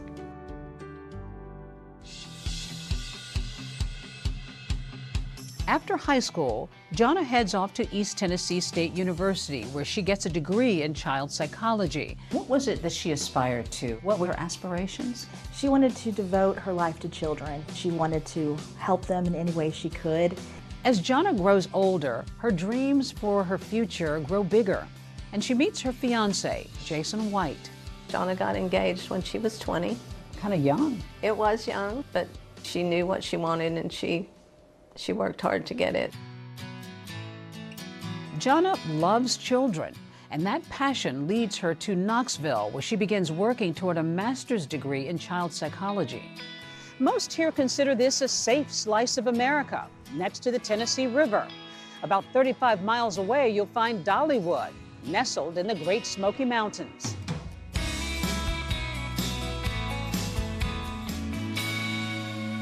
She's going to school, she's moving, about to get a new degree. That's a lot. But she was so ambitious. She was constantly on the move. How does she go about finding a place to live? She was in the process of looking for an apartment, but we hadn't found the exact thing, so she stayed with a friend from college. She rented a bedroom. That friend was Jana's roommate, Jason Amami. I'd known Jason for a couple of years prior when she was in college. He was somebody you were familiar with? Yeah, we knew him, and he was a good friend. It was just a temporary thing. Were you at all questioning or concerned about Jason Amami? Jason was stabbed also, but Jana's brothers and her dad wondered why Jason didn't help her. And police have their own questions. They sit down for the first of several interviews with Amami. He was able to explain to us that he woke up in the middle of the night because he heard a scream. Jason knew that Jana did have nightmares, so at first he assumed that she could have just been having a nightmare. But as he got up, he noticed that there was a male figure backing out of Jana's bedroom. Jason was confronted by the assailant. He was stabbed about 6 to 8 times. At that point, Jason didn't hear any more screams for Jana. He wasn't sure if she had escaped the apartment or not. He just ran out as quickly as possible. You have an initial reaction to any attack, and that's going to be fight, flight, freeze. To unravel the mystery of Jana Berry's murder, police zero in on a critical piece of evidence found at the scene. When officers go inside the apartment, they see so much blood, it's everywhere. Then they see a bloody shoe print. A single shoe print soaked in blood. Could this be the clue that unmasks the killer?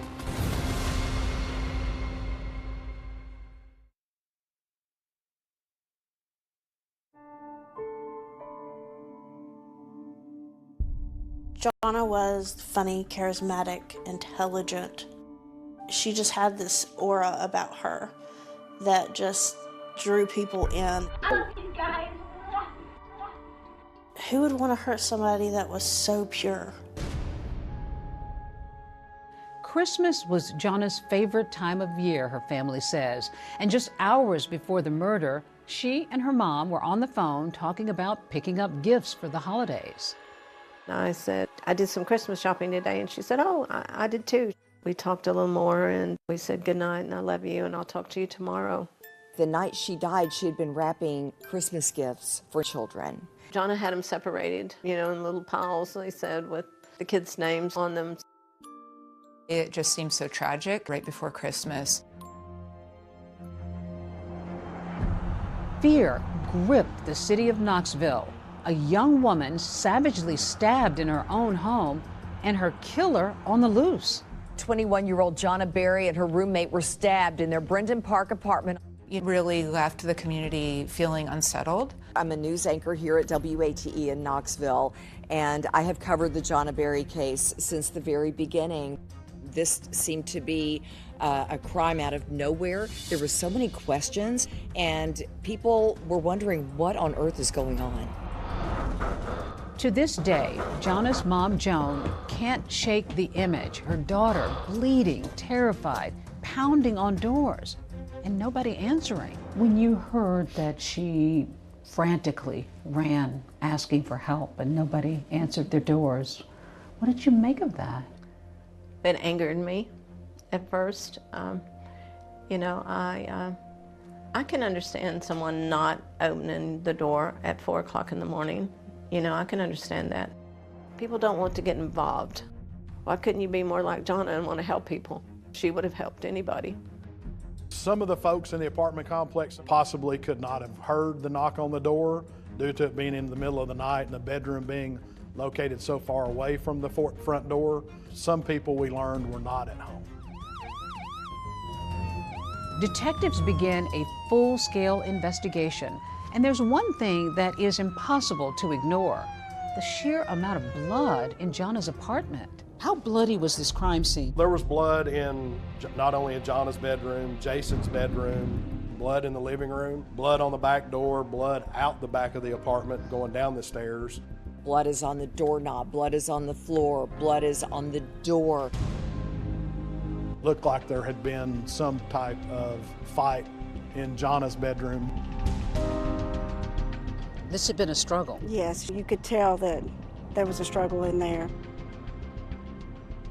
You could tell that she fought hard. Numerous samples of blood were taken from the crime scene. The blood sample were sent to the TBI for analysis. This is the exit that the perpetrator took the night of the crime. We can see that this door is ajar. There's no evidence of a forcible break-in. Detectives wanted to find out was how the person got into the apartment without no forced entry being there. Was the door left unlocked? Did they have a key? Were they let in?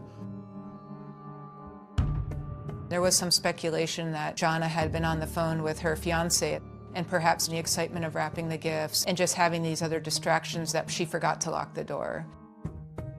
Could it have been a friend of theirs that was in the apartment? Was it somebody that had gotten upset with Jason or Jonna? So there's a lot of different theories that were being thought about of what could have happened. Investigators also discover curious items in the apartment, like a hat and a CD case they believe belonged to the killer.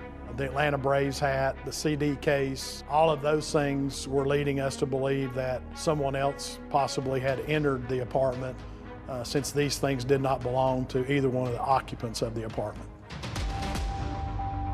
The murder weapon was discovered in the hallway directly outside of Jonna's bedroom. The knife was in the floor and it had blood on it, hair on it, and it was bent. The hair that was found on the knife appeared to be from Jonna. We knew right away that the knife came from inside the home. It was part of a matching set that was from the kitchen. What stood out to me the most about the weapon is how damaged it was. The handle was broken, the blade was bent. I could only assume that it had hit bone, that it was used multiple times, that it was very violent just given the force to break the handle.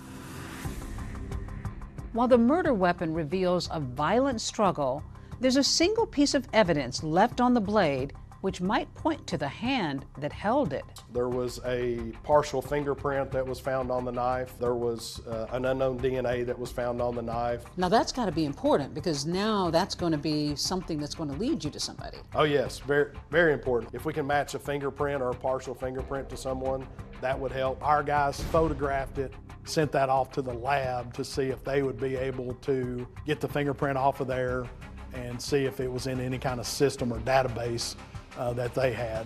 But police aren't finished yet. In Jason's room, they discover a piece of cardboard, and on it, a damning piece of evidence. There was a very pronounced shoe print. And what stood out about the shoe print the most is that it was in blood. Detectives also take note of the shocking number of times that Jonna was stabbed. Jonna's autopsy revealed that she... As far as the hospital goes, that was sort of a dead end. It never produced any kind of information either. Jonna had no enemies. You know, nobody ever expressed being angry with her, or she never had any trouble with anybody. We had no earthly idea of who could have done this.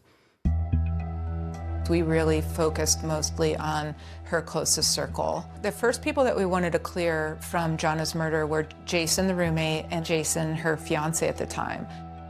The violent nature of the attack, the numerosity of the wounds, all hinted towards some sort of personal relationship that she may have had with somebody. Joan Berry says her daughter met Jason White at a party when they were both students at East Tennessee State University, and the romance moved quickly. We're very fond of Jason. She got engaged at Christmas, and she couldn't wait to show me her ring.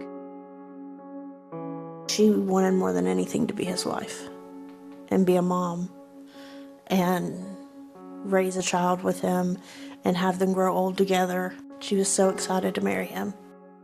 After graduation, Jason moves to Michigan to get his law degree, while Jonna moves to Knoxville to continue her studies. He was in Michigan, and every night she would go to sleep with them talking. And then when she would go to sleep is when he would hang up. In speaking with Jason White, he had explained to us that he talked to Jonna that night. Detectives learned through his cell phone records that his cell phone appeared to be in Michigan the entire time. No, there was no suspicions in my mind. I had never crossed my mind that Jason White ever did that. Very quickly within the investigation, Jason White was cleared as a suspect. Police are also interested in talking to the other Jason in Jana's life, her roommate, Jason Amami. So, how are you doing? I am doing good. Police interview Jason the day after he gets out of the hospital, where he was treated for wounds to his chest, face, and hands. Once Jana's fiance was ruled out, all eyes went to her roommate. And one of the first questions investigators asked him was, do you have a romantic interest in Jana? As far as your relationship with Jana, how long have you known her? I've known her for probably at least over 5 years. Okay. Did you guys ever date? No. Never? No. I was living in Knoxville and she needed a place to stay, so I said I'd be happy to let you live with me. That wouldn't be a problem. She's got her fiance, but this is another guy. What did you make of the arrangement for her to move in with a guy as a roommate? I was fine with that. I'd known Jason for a couple of years. He was a boyfriend of one of her good friends too, so. And even her fiance, Jason White, he didn't have a problem with it. He tells Detective Delgado that on the night of the attack, he was watching TV when Jana decides to go to bed. She probably went to sleep about 10:30. I probably went to sleep 12:30 around there. What do you remember after that? I just remember waking up, hearing screams. I looked at my alarm clock. I believe all I remember seeing a 4, so probably 4 a.m. sometime. Jason says it's not the first time he's been awakened by Jana screaming at night. She sleeps very light. She told me when she first moved in, she said, if I wake up and I'm scared or something, just come in and check on me, make sure I'm okay. At first he assumed that she could have just been having a nightmare, but as he got up and he was leaving his room to enter her bedroom, he noticed that there was a male figure. Next thing I remember is I'm on my bed and he's on top of me. I just remember fighting with him. He punched me in my face. I kept telling him, I was like, what do you want? He just kept telling me, shut up, shut up. And then I felt a sharp pain right here, and that's when I knew he had a knife. He grabbed the knife to try to get it away from the individual. He kicked the individual in the groin area. The individual went back against the bedroom wall. He saw an opening that he would be able to get out of the bedroom. At that point, he didn't hear any more screams for Jana. He wasn't sure if she had escaped the apartment or not. But at that point, he just ran out of the apartment as quickly as possible. You ran out of the apartment. Did you take anything with you? I didn't even think about it. What were you wearing? I was wearing blue workout shorts, which I wore to the gym, and a pair of boxers. Okay. And that's all I was wearing. I just ran straight out the door and right across the street. And I was banging on some of the doors at the other complex. Investigators zero in on an important point in Jason's story. He came face to face with his attacker, Jana's killer. Now, let's just go through what this guy looks like. He's got short hair, kind of like mine. It's like a brownish blonde color. He felt confident that he would be able to identify the person, provide a sketch of what this individual looked like. This is Tom. Tom, this is Jason. Hey, how's that? Tom's going to help you with the composite.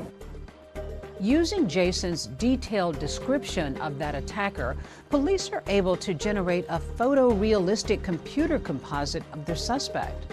So he's able to give you some details about what this intruder looked like. Yes, because he was face to face with that person. So he's really the only living survivor that can give us a description of the individual.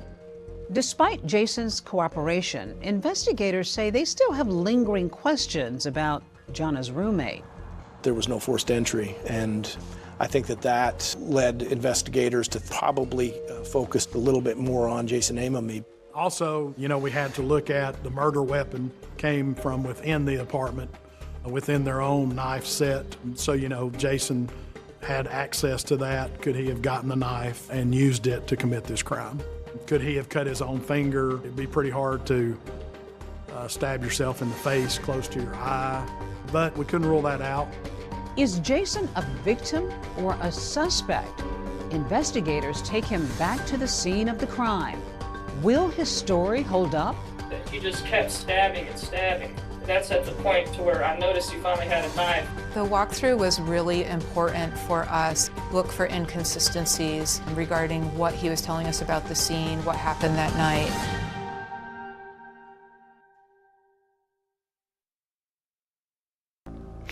We had no choice. But there's an unexpected guest at the funeral. Just 48 hours after he was released from the hospital, Jana's roommate, Jason Amame, attends the funeral. And so do detectives. There was a lot of chatter about the fact that Jason had run from the scene and leaving Jana there, essentially to die. People thought he had to have some kind of role in this because of his actions or inaction. Did it trouble you that he ran away from the scene to get help instead of trying somehow to help her? It did for a while, but you know, after you have time to process things and really think about it, you know, I thought he was just trying to get out too, you know, because he was attacked. Detectives want an exact picture of what happened inside Jana and Jason's apartment. With his detailed play-by-play, Jason takes them as close as possible to being in that room when the attack happened. Date is December 9th, 2004. Time is 15:59. We had him look around to see if anything was missing, if anything had been stolen or disrupted. There was an Atlanta Braves baseball cap that was found in Jana's bed. That was not there before, was not owned by Jana, was not owned by Jason Amame. The partial shoe print on the cardboard, the Atlanta Braves hat, those things were leading us to believe that someone else possibly had entered the apartment. In the sheriff's office video of the walkthrough, you can see that Jason's wounds from the attack are still fresh and visible. Still, he's able to calmly describe the evening's events in great detail. I came home from the gym and the door was locked. Jana was sitting right here. The walkthrough was really important for us to watch his body language, listen to him, look for inconsistencies regarding what he was telling us about the scene, what happened that night. He tells police the same story he did in his interview the day of the murder. Jana went to sleep first, he went to bed around 12:30, and then was awakened around 4 a.m. I heard a scream. I didn't say a word. My door was totally closed to my room. I woke up just from my sleep here, and I remember walking this way. He says he opened his bedroom door, which was closed. He was confronted by someone. And he is right there. And I'm still looking down, and I remember doing this and having him face me and grab me like this. And then he pushed me back this way, and I fell on the bed like this. At first he was confused. He wasn't sure if he was being punched or being stabbed. He just kept stabbing and stabbing. And that's at the point to where I noticed he finally had a knife. I remember trying to defend myself like this with my hands, and that's where I got the cuts on my hands. And Jason described pushing them back towards the wall of the bedroom. That information was corroborated by blood smear on the drywall. Jason says he no longer heard Jana screaming and didn't know if she had escaped the apartment or not. I took off and I ran as fast as I could this way. He said that when he left the apartment, he had to unlock the front door to get out. And as I ran through here and got the door open, I just ran. I didn't even stop in here. I ran down through here and down these stairs. So Jana's roommate goes running from this apartment complex. What route did he take? Jana's apartment is located over this way, so he ran out of the apartment complex. He saw a figure off in the distance. He thought it was the person that was still chasing him or looking for him. Came this way and looked closer at it. And I saw a figure come from behind this little cabana here and kneel down in between one of these bushes here on the other side of the pool. And it was kind of like somebody going like this. Walking like this. After knocking on doors at a neighboring apartment complex but not getting any help, Jason takes off down the road. I think the biggest information that we got from the walkthrough was he felt like he was being pursued, and you kind of started to understand how and why he made it all the way to the 24-hour convenience store before he could summon help. I bolted down to the street. And I got behind the car and started yelling even more. They didn't even stop. So I remember going just right next to these bushes here. I remember scaling right about this point right here. And then when I got to the door here, I looked inside, noticed the clerk. I got to here, told him to get help. After that minute-by-minute account that was consistent with his earlier statements, detectives are now less convinced that Jason could be the killer. But is he telling the full truth? When Jason was confronted by the polygrapher, he became very upset. Turn your chair around, let's talk. Yeah. Your scores were substantial, Faith. Where am I wrong then? I have told you the 100% truth. And new physical evidence leads to more questions than answers. There was Johnna's DNA, Jason Amomey's DNA, and there was an unknown DNA that was collected. They realize there's a third party that was in that room. And a twist so wild, not even seasoned investigators could see it coming. I felt very confident. This has to be our guy. Why would anybody want to cop to a crime they didn't commit?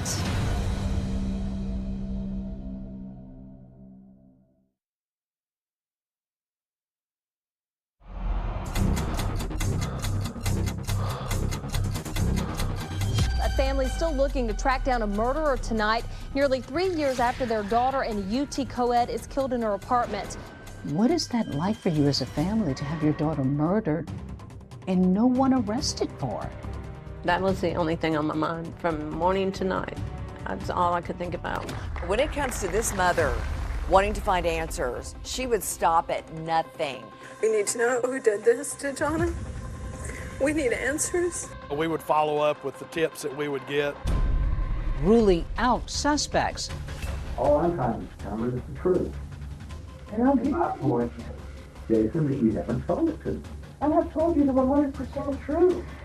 And seeing what's left. There was an unknown DNA that was collected from several locations inside and outside of the apartment. Now that's got to be important because now that's going to be something that's going to lead you to somebody. You get the case of Jonna Berry and you're running samples. Give me an idea of how that works. There's no other person, literally no other person in the world, but you that could have left that sample. You know what happened to this girl?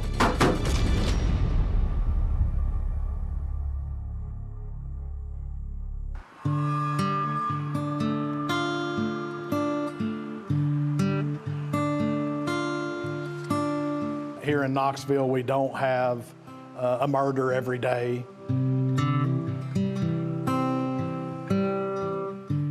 When something like this happened to Jonna Berry, it kind of shook up the neighborhood. Brendan Park Apartments calls itself a peaceful retreat here in West Knoxville. But one early December morning, that peace was shattered. 21-year-old Jonna Berry had been brutally stabbed in her own apartment. In a million years, I would never have thought that this would have happened to my daughter.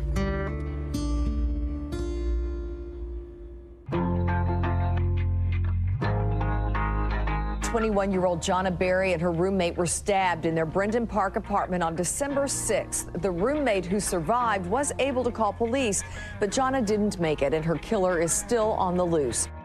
Based on the description that Jason gave us, we had a composite sketch made. This is who sheriff's investigators are trying to identify. He's in his 20s, about 5 feet 8 inches tall, 150 pounds.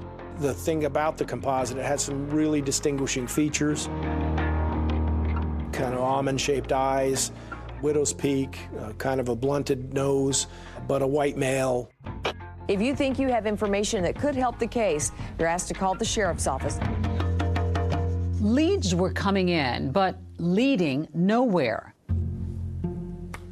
Meanwhile, Jonna's mom turns her grief into frustration.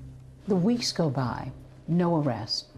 What is that like for you as a family to have your daughter murdered and no one arrested for it? We called every day. We would call the detectives. there was that feeling that detectives and the sheriff's office weren't doing enough, when in reality, they were working this every day. There just weren't any answers. Jonna Berry's family is still upset over a lack of closure. I can tell you that the 2 detectives assigned to the case were running nonstop, chasing down leads, going through tip lines. All of those things were happening, but the end result wasn't there. It was very hard for me not to have an answer for Jonna's parents, and speaking with them on a daily basis, letting them know there's nothing new, there's no more leads. I became so worried that it would become a cold case and we would never get answers. I kept it in the media. I did everything that I could. You turned your grief into action. I did. I did. Yesterday, they were at the track in Bristol. Today, a church in downtown Knoxville. She called me every time she was doing something different. Hey, we're going to put flyers at the cleaners. Can you come? Joan used her own money to put billboards all over town, including a heavily traveled stretch of I-40. We had several billboards with Jonna's pictures, with the picture of the composite on them, and $70,000 reward. A local grocery store chain had information about seeking help to solve the unsolved murder on their delivery trucks. We handed out flyers. Family and volunteers put flyers on cars in the neighborhoods around through there.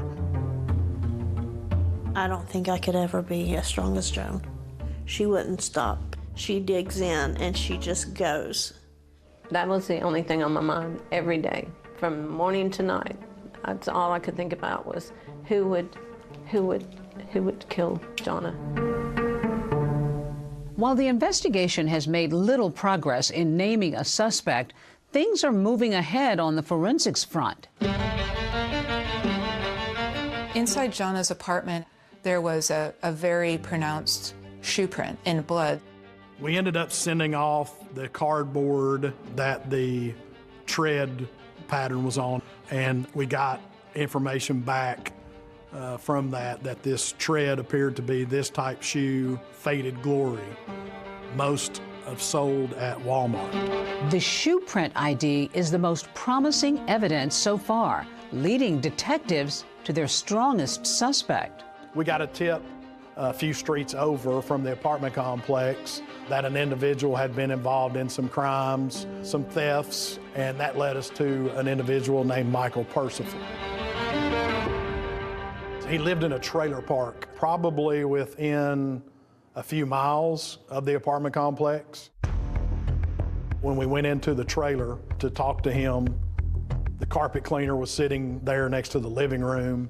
A carpet cleaner isn't necessarily suspicious in and of itself, but what if somebody was using it to clean up blood tracked in on the bottom of their shoe? Detectives ask Percival if they can look at his shoes. Detective Delgado retrieved the shoes for Michael Percival, and she noticed the tread on those being similar to the tread that were found in the apartment in Jason Amomey's room. She kind of elbowed me and showed me the tread, and we were both kind of like, holy cow, this could really be, the shoes. I saw Captain Hall, and he said, we've got him. He still had the shoes, Kevin. He still had the shoes. Everything looked like it was lining up for us. Michael Percival was the individual responsible for Jonna's death. But does the shoe fit? We can't believe what he's saying. It doesn't make any sense. And there are more questions for Jason Amomey as his patience wears thin. 100%. I have anything to do with this. Calm down. I'm mad here. I ain't getting out of this. Calm down. I feel like a suspect.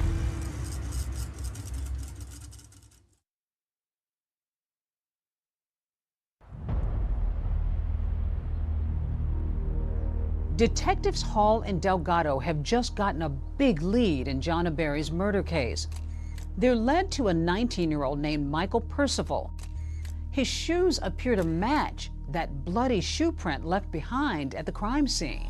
I felt very confident. This has to be our guy. Both of us were kind of big-eyed. It was just like, we've got it solved. We couldn't believe that he kept the shoes.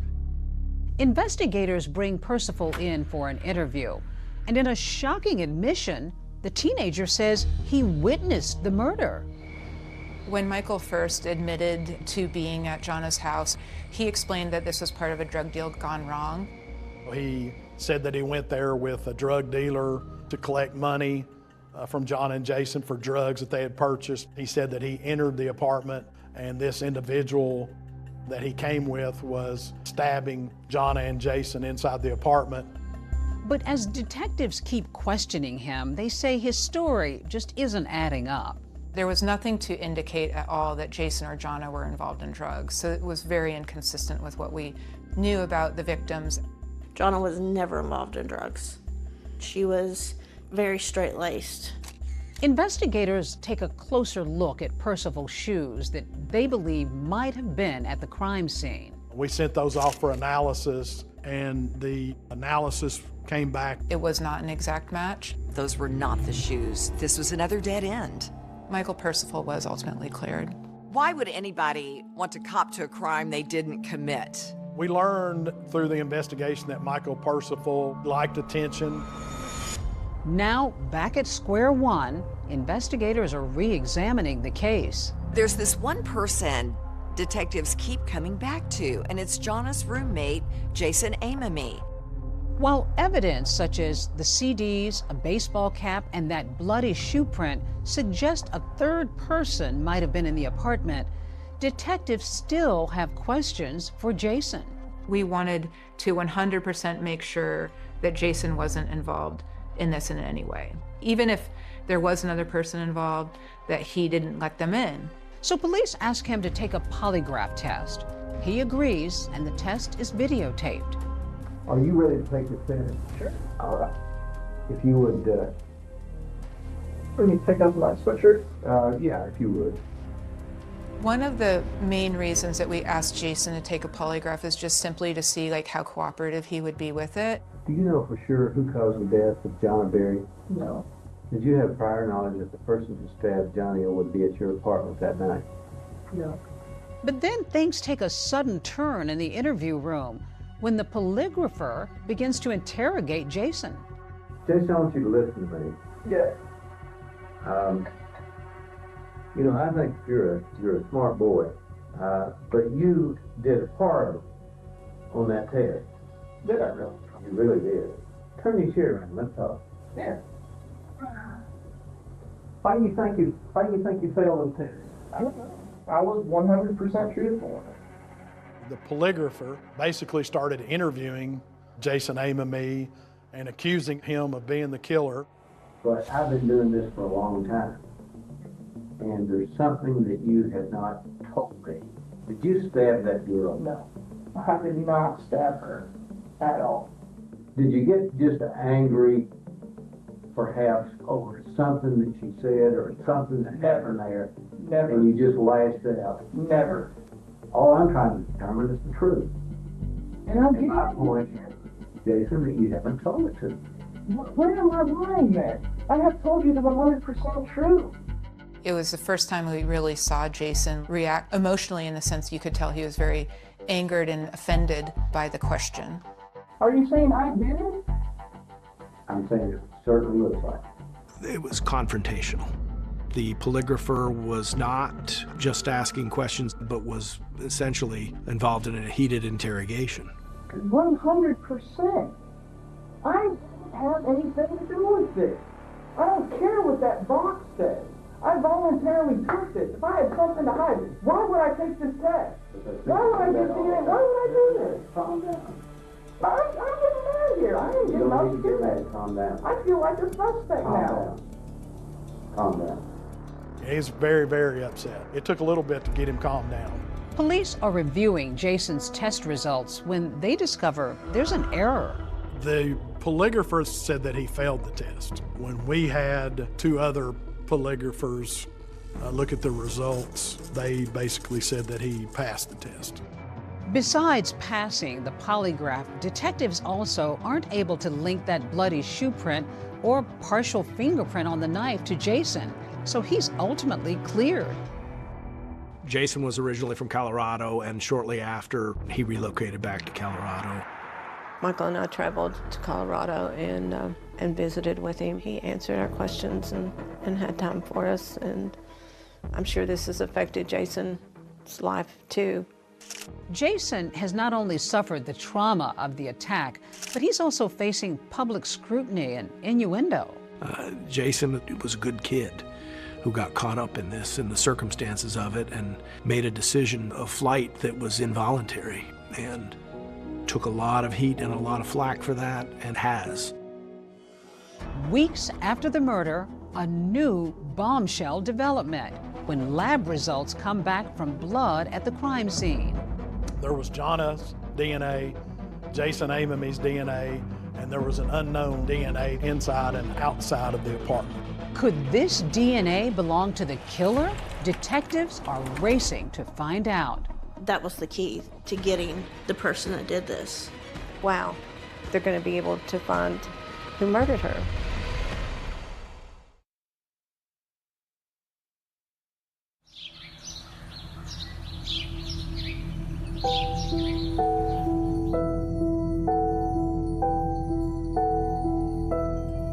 I see memories of Jana everywhere in the house, right? Yes. These are Jana's little baby shoes. They rest here? That's where they stay here all the time, yeah. Even though years have gone by since their daughter's murder, this is my pride and joy. I love this. In nearly every corner of every room, mementos of Jana. This is Jana's room. We call it Jana's room. Jana's room. Still. And I still have her wedding gown. You still have her wedding gown. All these years after later. 20 years. This is it. That's beautiful. This is the dress, her wedding gown. All the beading. Oh, look at the train. Oh. She looked beautiful in it. Yes. 20 years old. She had picked out a wedding band for Jason, and we bought it. So Jana's dad wears the wedding band. He wears it every day. Well, still got. She worked so hard and did so many things. That was a small gesture. I'm glad that she got to experience being engaged and planning a wedding. Weeks after Jana's murder, investigators still don't have a suspect. But then a break in the case. DNA results have just come in. There were 3 DNA samples found at the scene: Jana's, Jason, and an unknown male perpetrator. The unknown sample, it was found in Jana's bedroom. It was also found in the living room, and it was found on the back door and outside on the back deck. And we know that they exited out the rear of the apartment because the unknown DNA is not only on the back door, but it leads down the back stairwell. We found no unknown DNA on the front door or leading out the front door. Detectives also make a key discovery on the murder weapon. There was an unknown DNA that was found on the knife. The race is now on to find out who the DNA belongs to. We thought they're going to be able to find who murdered her. But after running that unknown DNA through a law enforcement database, investigators get some disappointing news. The DNA comes back to us. There's no one in the system that comes back to. They don't know who it belongs to. It seemed unusual to us that a person would commit a crime with such violence if they didn't have some sort of other violent history. They ran the DNA and no match. No match. While meeting with investigators, Joan learned something else that shocks her. Tennessee doesn't take DNA if you're arrested for a violent crime, only if you're convicted. I was absolutely shocked, and I even said, wow, well, that needs to be changed. And that's exactly what Joan does. For more than 2 years, hoping it might lead to her daughter's killer, she pushes for a new DNA law. I would go to the Capitol and introduce myself and ask them if they would support the DNA law. We're talking about any violent crime such as murder, rape, even robbery. Those people arrested would have to submit their DNA. Joan is a fighter, and she rose up like a phoenix. Jonna Berry was her name, and her parents, Joan is sitting in the back of the chamber here with me today, have been on a crusade. Well, a victory today for family and friends of murdered UT student Jonna Berry. I think this is a very important bill for every citizen in the state of Tennessee. You pushed and pushed, and you got this law passed in Tennessee. You changed the law. Yes, we did. Jonna's law. It is. It's called the Jonna Berry Act. But ironically, even after changing the law, Joan discovers there's still no match with that unknown DNA in her daughter's case. How did you find the strength to keep pushing? And this was the most important thing in the world to me, to find out who murdered Jonna. When it comes to this mother wanting to find answers, she would stop at nothing. To keep her daughter Jonna's name out in the public, Joan goes on national talk shows. Joan, what has it been like all these years? There's no words to explain what we've gone through. She even goes on the Montel Williams show seeking a psychic's help. Really need to know, we need to know who did this to Jonna. We need answers. Heartbroken warrior. That's who Joan is. That was my prayer always, to have an answer. And I believed in my heart that God would answer my prayers. Even if it took a while? Mm-hmm. And one day he said, "What are you worried about? It's gonna be okay." As the investigation into Jonna's murder went on, it really expanded. Thousands of tips came in. We would follow up with the tips that we would get. Every person that we came in contact with, we asked them to voluntarily commit to a DNA sample. We looked into any person that we possibly could, but it was just dead end after dead end. Then, about 2.5 years after Jonna Berry's death, So in this lab, we actually have dual a purpose. forensic scientist makes a key discovery. I said, oh, wow, this might be something. Our chief of detectives called and said that we all needed to get together. He needed to talk to us. And he's like, get here as soon as you can.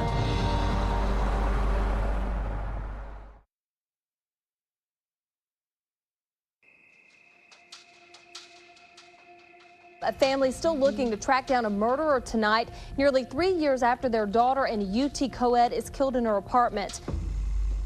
The main thing that you're going on is DNA evidence. Yes, we had the unknown DNA. It was really our only connection to the person that was connected to this crime. We thought, will we ever have this case solved? Then the case makes a turn. Someone called in a tip after looking at the composite sketch, and they said, that looks like someone I know. And that someone is Taylor Olson. Looks very similar. Yes. Taylor Lee Olson is 22 years old. He lived about 15 minutes from the crime scene, and he was known to have committed some petty crimes, also harassment, theft.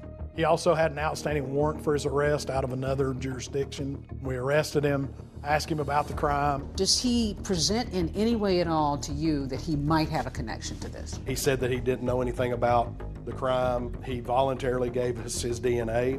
Given that Taylor Olson only had smaller petty crimes, he didn't really fit the profile of who we were looking for. We just thought, hey, you know, this is just another person that looks like the composite sketch. Olson's DNA is then sent to a lab to compare it to the unknown DNA found at the crime scene. It comes back, it is a match to the blood of that unknown person found at the crime scene. So in this lab, we actually have dual Jennifer purpose. Millsaps, the forensic scientist at the lab, made the match. I looked at it a couple times. I wasn't too sure. I wanted to make sure that it actually was a match and I hadn't confused something. So we actually ran it twice to verify it. That must have been a big moment. Oh yeah, it was huge. Amazing. Probably one of the happiest moments of my life. We were all very excited, high-fiving each other, celebrating. Gave Brad a big hug or something because we couldn't believe it finally happened. You get a phone call. There's a match. I couldn't believe what I was hearing, so I said, I want to put you on the speakerphone because I wanted Mike to hear too, because I didn't trust what I was hearing. It was the blessing that God had answered my prayer. So when we come back to town, we learn that Taylor Olson has a couple more outstanding warrants for his arrest, a burglary and a theft. At that time, detectives don't have a warrant to arrest him for murder. So we go into mode of looking for him and trying to locate him on those arrest warrants. He was found, ironically, in the mall where Jonna worked, in the parking lot of the mall. He was inside the trunk of a car. He was trying to hide from the officers. So we took him into custody. You had your suspect. We had a suspect. We wanted to give him an opportunity to explain why his DNA or his blood was found there in the crime scene. What's up, Taylor? How you doing? It was very important to us that he didn't have any upfront knowledge that we were going to talk to him about Jonna or the DNA. Do you know why you're here? Pretty much. What for? Guys accused me of breaking into his house and stealing a bunch of steel. Had you ever heard about the Jonna Berry homicide case before? Mm-hmm. So you'd never seen Jonna Berry before? Like, in person? Yeah. No, I've never met her. Detectives decide to confront Olson with the DNA evidence. After I sent your sample off to the TBI lab, they got us a report back. It's a match for your DNA being in Jonna Berry's apartment. Is this a joke? No. Like, I really don't know anything like it. Trust me, it's not a joke. Is there any reason that you can explain your blood being in Jonna Berry's apartment? My blood was in Jonna Berry's apartment. Right. You serious? Yeah. He was very adamant that he was not there. He denied any involvement. You think killed someone? I'm just talking about the evidence, is what I'm talking about. I've never killed anyone. We knew he was there, of course, because of the blood, his DNA being there. So we're here to give you an opportunity. Okay. To, tell us what happened, why you were there, and why your blood was there. I have never been there. I don't know killer. I haven't killed no one. I've never killed anybody. Never. There was no doubt in my mind at that point that this was the person that we've been looking for. We have your blood there. So I'm pretty much huh? We're giving you the opportunity to explain. I don't have an explanation. What happened? Finally, we were just like, hey, he's just going to keep going and going with this story, and nothing's ever going to change. It almost seemed like he thought that he was going to get away with it.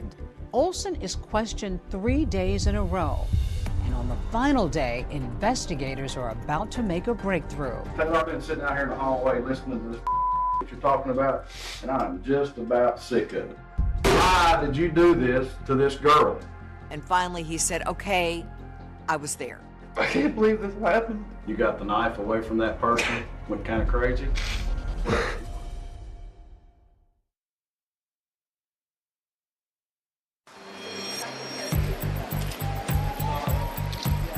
Have a seat now, Sherry.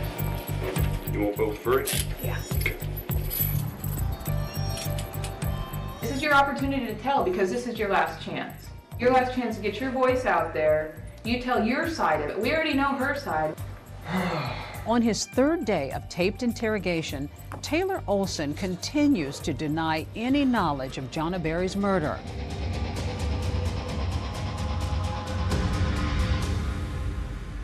Why don't you tell me what happened when you were inside? I don't know. He would just say, I don't have an explanation, don't have an explanation. So finally, we just said, enough's enough. Taylor, I've been sitting out here in the hallway listening to this you're talking about, and I'm just about sick of it. You know what happened to this girl? Look at this. You were there. You know what happened to her. We know you were there. The evidence shows you were there. Why did you do this to this girl? Huh? Why'd you do that? And that's when you really saw Taylor change. Like once he saw the crime scene photo, this is what happened, this is what you did. Like, you need to talk about this. Finally, with evidence of the crime staring him right in the face, Taylor Olson begins sharing his own account of the night of the murder. I just didn't understand what happened. I just Did you thought have I blood? got too Did you drunk. have blood on you? Were you cut? I don't remember if I was cut. Eventually, more details begin trickling in as Olson says he was out that night with a friend named Noah Cox. Me and Noah went out and jacked a CD player out of a car. And we kind of got lost from each other. And someone came out when we were breaking into cars and yelled at us. Ran off. I didn't know where the hell he was. Now, wandering around on his own, Olson says he suddenly found himself outside Jana's apartment. He says he goes up back steps of Jana and Jason Amami's apartment. I was looking for some keys. And then someone said, "Who are you?" or "What are you doing?" or something. And I was like, chill out. And then I just heard like a yell, and then I just felt the pain. He goes in Jana's bedroom. Jana wakes up. He says they get into a confrontation and she has a knife, stabs him on the arm, fought with her over the knife. She did fight back hard. She fought for her life. That's why the stabbing kept going on and on. You got the knife away from that person and just went kind of crazy? Yeah. I guess they were sleeping with it.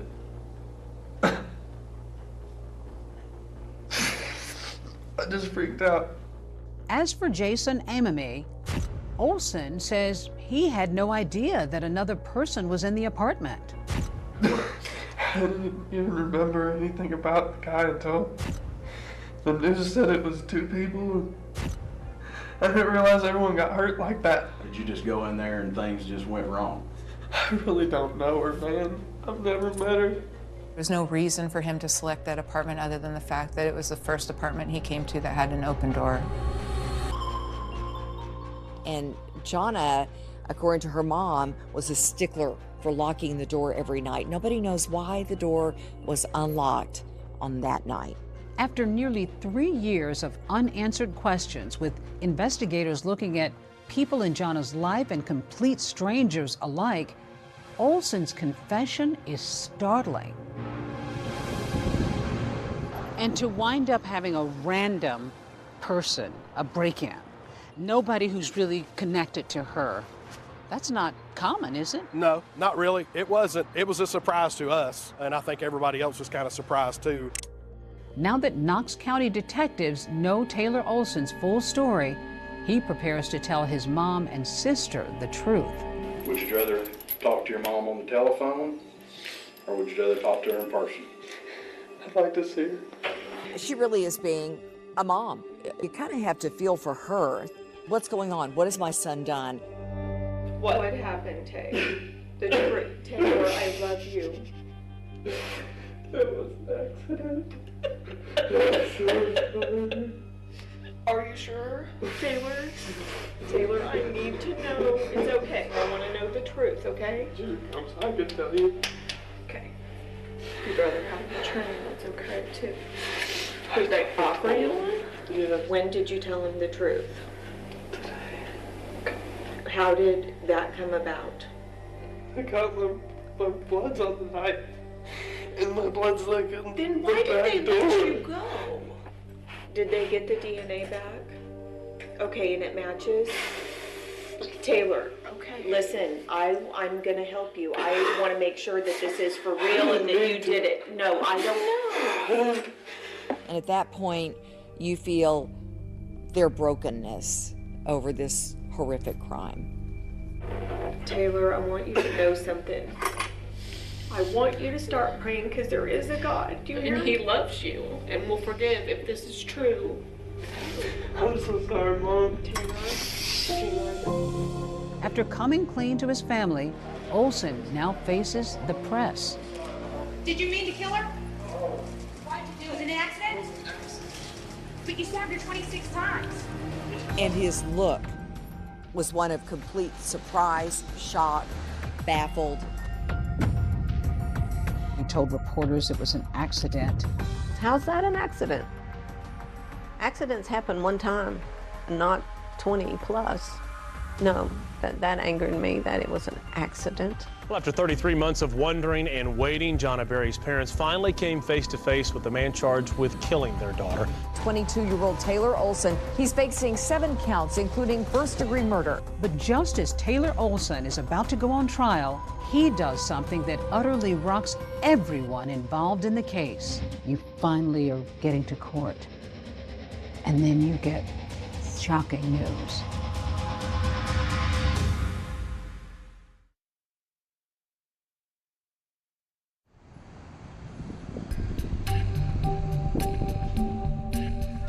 Our top story tonight. This man, 22-year-old Taylor Lee Olson of Knoxville, is behind bars. Now, today's announcement providing some relief to Jonna's family, who have spent years and countless hours searching for her killer. What was that like for you to see him and to come face to face with him in court? You look at that person and it's like, I know you're not supposed to hate anybody, but I hated him. Cameras were not allowed inside the courtroom for today's hearing, but inside, 22-year-old Taylor Lee Olson did not enter a plea when he was arraigned. Olson faces a 7-count indictment, including 3 counts of felony murder and 1 count of first-degree murder. They're planning for a trial, and then we get word Taylor Lee Olson is dead. He hanged himself in his jail cell. I got a call the Monday after Easter that he had been found in his jail cell, that he had fashioned a ligature with sheets.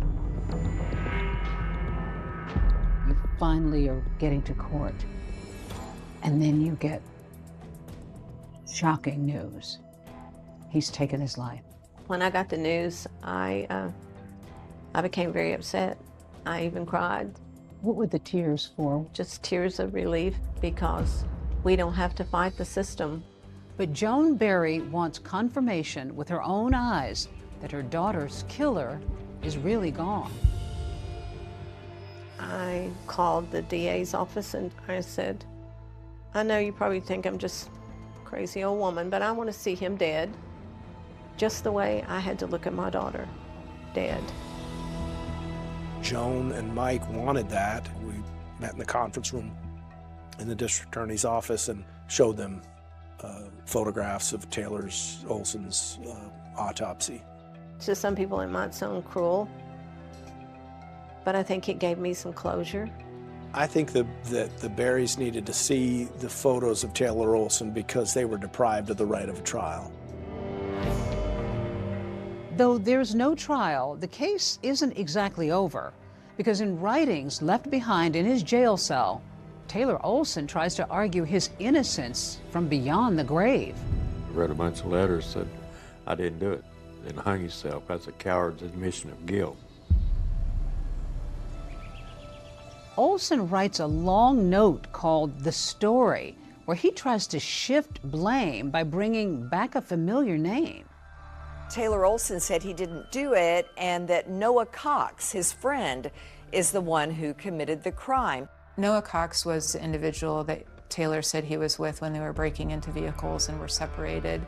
In an audio recording with investigators, Noah Cox denies breaking into cars with Olson that night, and he's adamant that he was never in Jonna Berry's apartment. Mr. Cox, were you present in the apartment when Jonna Berry was murdered? No, sir. The whole story just really doesn't make sense. We had talked to Noah Cox. He had submitted to a DNA sample. His DNA didn't come back as a match to the unknown sample. There was no evidence showing that Noah Cox was ever in that apartment. There's no other blood samples, fingerprints, nothing to indicate that anyone but Taylor was there. Taylor Olson's partial fingerprint was ultimately found on the murder weapon. Was there any part of you that felt any sadness for the felt outcome? sad for his family. 2 families' lives have been ruined, you know, painfully. I'll never see my daughter again. Now they'll never see their son again. Through their pain, Joan and Mike Berry stay busy, focusing on the laws they've changed and all the victims they've helped. And now here we are at the TBI, where there is big change. There is change. There's now a memorial to Jonna at the Tennessee Bureau of Investigation's Knoxville DNA lab.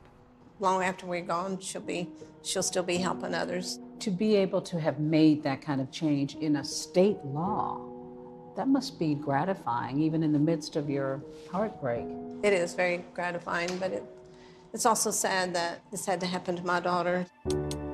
And when Joan and Mike aren't tirelessly fighting for victims' rights, every senator vote on the bill. Every senator vote has every senator voted. You do remember that one? August the 26th or 21st birthday. they take time to savor the bright, wonderful memories their daughter left behind, including a note written to each of them on her high school graduation day. I still have the letter, so I'd like to read it to you, and it says, "Dear Mom, I want to thank you for being my mom. You have always been the one I could turn to, no matter what. The only true friend that I've ever had. I only hope that someday that I'll be a mom as good as you are. I hope that I have made you proud, and I hope I will continue to make you proud in the future. I love you, your daughter, Jonna." I love you guys. She loved life. You know, I can still see her in her little red convertible with the top down and her ponytail blowing in the wind. Jonna, smile for the camera, girl. Hey! Jonna's dead, but she's not dead in my heart. I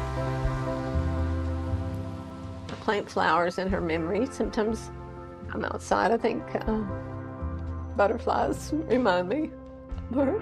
So have a weird homicide. Human massacre. 5 were killed. When you kill somebody, you're killing yourself. The incredible brutality of these savage, nightmarish murders. Fear was Charlie's I walk and live in murder all my life. Charles Manson converted intelligent, middle-class kids into putty-like zombies. The jury could only come to one verdict, guilty. To explain Manson, it could not be done in words.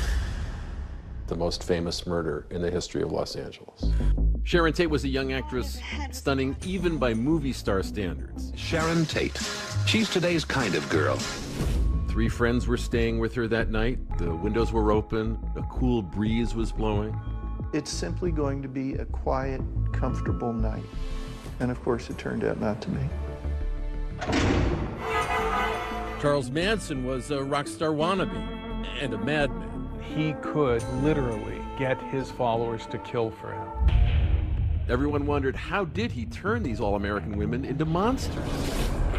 I knew that people would die. I knew that there would be killing. He controlled them, and they did what he wanted. They were so young. And what he wanted was murder. Brutal murder. If it don't get done, then I'll move on it. And that's the last thing in the world you want me to do. You're about to see what evil looks like in the face of Charles Manson.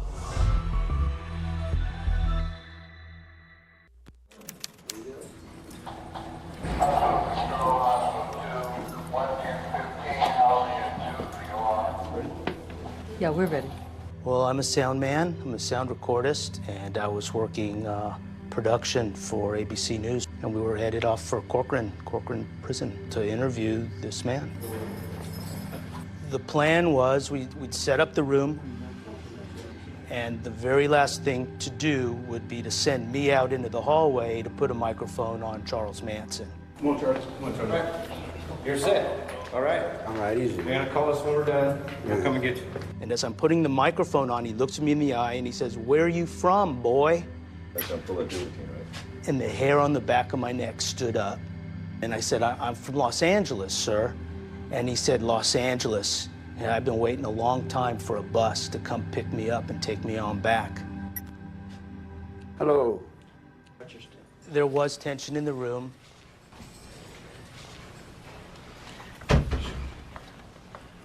Can you see yourself in there? I can see myself in there. They don't have mirrors where I'm at. Oh, really? So you never see yourself? Well, yeah, they got little funny little things. You get a close look a little bit there. Beard's getting long. How are you doing? His hands were handcuffed together, chained together, and then they were chained to his waist. Here's the key thing to remember. This figure who walks into the room to talk to Diane Sawyer, who looks like he's been worn out and hung up wet for so long. Do not confuse that guy with the Manson of the late 60s. Footage of him from that era tells a very different story. He is commanding. All them guys you've been creating are not really real in real life, man. And you're trying to take him in, and he is presenting himself to you as he wishes. So, are you all from New York or some guys from LA here, right? LA. A psychopath is born, to do wrong, I suppose, and a sociopath is transformed by his upbringing and surroundings into this person who does terrible things. So which was Manson? It almost depends on your point of view. I just can't seem to adjust to your society because no matter what I do is wrong. If I were interviewing Charlie Manson today, one of the questions I would have for Charlie, because I'm fascinated how he ended up like he did, was start at the beginning, Charlie. Tell me what happened as a kid. Welcome 1934. Roosevelt was 9 months into his presidency. Unemployment was still high, depression still deep, but a newsreel of the time reflected... Charles Manson was born on November 11th, 1934. He just turned 82 on his last birthday. His mother, Kathleen, gave birth to him when she was 15. His father was a man who left soon afterward. I am a street child. I'm a runaway little girl at 15 years old out of Kentucky named Kathleen Maddox. And she went to Cincinnati, had a guy named Charlie Manson. When he's 4 and a half, his mother and his uncle are sent to prison for a botched attempt at armed robbery. And she went to prison, and I used to visit her in the prison visiting room. The only thing my mother taught me was that everything she said was a lie. And I learned never to believe anyone about anything. There's a boy in class Charlie doesn't like. And at recess, a bunch of the girls jump this boy and beat him up. The principal steps in. And the girls say, well, Charlie told us to do it. Manson's defense, 6 years old. It wasn't me. They were doing what they wanted to do. You can't blame me for what other people do. Incidents that took place basically had nothing to do with me personally. By the time he's 13, he's involved in auto theft and armed robbery, and the judge sends Charlie to Boys Town. Boys Town is real. It ran in the Indianapolis Star. The idea that, we have young people who get in trouble, but we have kind judges who will send them to places where they can learn to become productive members of society. Charlie lasted 4 days, and he and somebody stole a car and set out, and they got all the way to Utah before they were captured. Charlie was a con artist even as a child. 1944, I went to juvenile hall. I didn't get out till 1954. I turned 21 years old in the LA County Jail. I wasn't out but a hot second. I've been in jail all my life. But while he's in prison, he hears the Beatles. And the Beatles, you have to remember, 1964, late 64, 65, suddenly they are everywhere. They are permeating our culture. 3,000 screaming teenagers are at New York's Kennedy Airport to greet, you guessed it, the Beatles. And they come to represent to Charlie Manson what he wants most. Fame, power, women throwing themselves, all the money you could imagine. Hey, Beatles! Line up this way! Maybe because he knew what was going on out there, he picked up a little guitar and he started to play and to write some of his own songs in prison. There's certainly evidence that he picked up quite a few skills, you might say, in prison. He learned from the pimps. He learned from Dale Carnegie classes. Remember, if you want to be liked instantly, do as the puppy does. Become genuinely interested in other people and show it. He learned from the Scientologists. Scientology means knowledge or truth, study of. Manson used his time in prison to prepare himself to thrive as a criminal after his release. See, I never realized that people outside are much different than the people inside. People inside, if you lie, you get punched. And when I got out, all your children would come to me because they never had anybody tell them the truth. At the last minute, when Manson learns he's going to be paroled, he actually tells the authorities, don't let me go, I don't think I can handle it out there. But it's too late, prisons are overcrowded, and so they send him out anyway. But that one moment, he's being honest. If you let me out, I think I'm going to do the same things that I've been doing or even more. The city of Los Angeles has had another multiple Shot murder. and stabbed to death. Another bizarre murder. 8 murders Their without back reason. brutally cut by a whip. Charles Manson, the cult leader accused of murder. Wish they'd listen to him.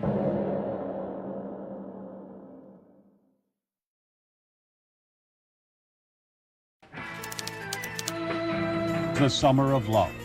You didn't have to be a weatherman to know which way the wind was blowing when an estimated 10,000 hippies and hangers-on showed up for the concert in the Panhandle section of Golden Gate Park.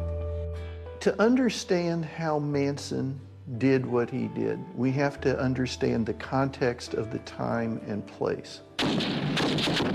Demonstrators took to the streets. A time in American history. And so just as Manson is released from prison in California, the movement is like a magnet for all these people whose particular characteristics make them highly vulnerable to the thing that Manson has, the ability to manipulate.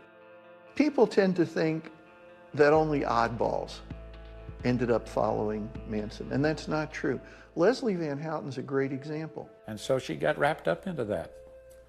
And evidently this whole situation was love to begin with, but it didn't end up that way.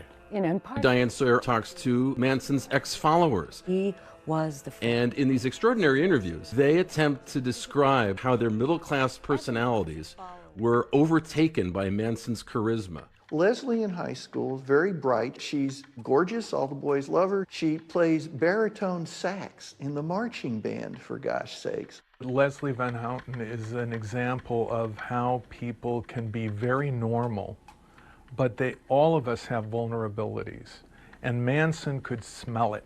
I seem to want more living out of life than what was expected of young girls at that time. Drugs, sex, you know, breaking away from the norm. Leslie Van Houten. Where people were saying, wow, can I join you? The posse gets bigger and bigger, and eventually they all pile in that bus and they drive down to Los Angeles from San Francisco, where they settle at Spahn Ranch. The Spahn Movie Ranch, which is in the northwest part of LA. All the cowboy shows from the 50s and early 60s were shot there. The saloon, the hotel, the dusty Main Street. Manson and his family just moved in there, and that became their base of operation. For Manson, like any demagogue, if you're trying to take followers and make them buy into your reality as opposed to anybody else's, you want to get them isolated. You want to get them away from outside influence. I was cutting off my past, and in my own brain it was like, I can't go back. You could absolutely not talk about your past at all. And one thing we didn't have is watches. The whole idea was to let time disappear. There was no time. We gave up our birthdays. Squeaky Fromm was another young girl with parental issues. Charlie found her weeping on a bench outside Venice, California one day, introduced himself as the man who's called the gardener because he tends to all the little flowers that hate Ashbury, and that she should come with him, and she did. And I kept thinking, this is fate, because he's exactly what I was looking for. And love is infinitely strong and infinitely mad. It's erratic and crazy. People have described her to me as, among all Charlie's followers, the greatest true believer. She's a little more of a performer maybe than the other people in the family. You have to make love with it. She's very verbal. She has a certain childlike quality that kind of endears you to her until you listen to what's coming out of her mouth. So that you could pick it up any second and shoot. People who met him wanted to be like him.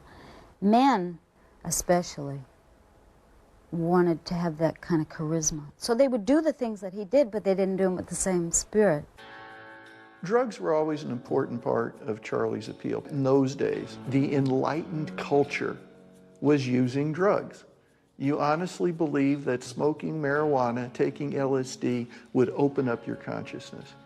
I was smoking a lot of marijuana hash, and I had, at that time, I've already used acid a couple times, but at that time, drinking and using drugs did not seem unusual because I was doing it with my high school friends. Charlie would use LSD for his special ceremonies on a daily basis where he would preach to people towards the end of the day. Well, we took hundreds of trips together. He would personally put the dosages in his followers' mouths. But when he took some himself, he was careful to take less so he'd stay in control. Sometimes he'd claim he was Jesus Christ, come again. He even would take up positions as though he was being crucified. Sometimes he would reenact the crucifixion when we were on LSD. And it was very realistic. And then make the connections of man, son, son of man, you know. And then the questions would begin. Would you die for me?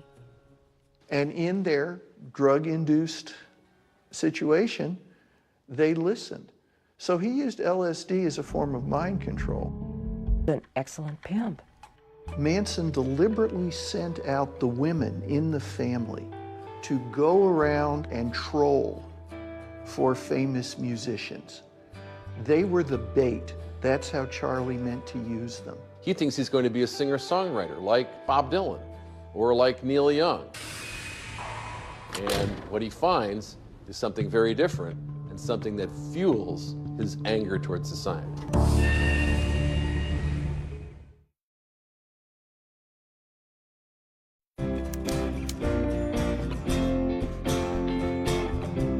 The late 60s in Los Angeles, especially in places like Laurel Canyon, is an incredibly exciting time musically. Don't it always seem to go? You have Joni Mitchell up there doing Ladies of the Canyon in 1969.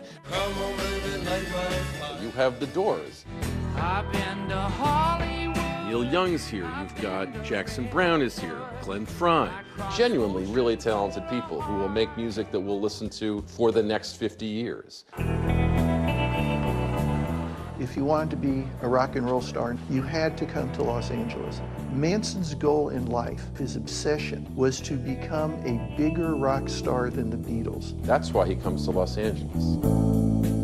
At this particular moment in the entertainment community, you had an open door policy. Musicians, their addresses were really well known around those times. People would come down from their bedrooms and there'd be 3 or 4 people waiting to get a recording deal. And you weren't supposed to call the cops. He was convinced he would acquire a patron among all the rock stars who lived in LA.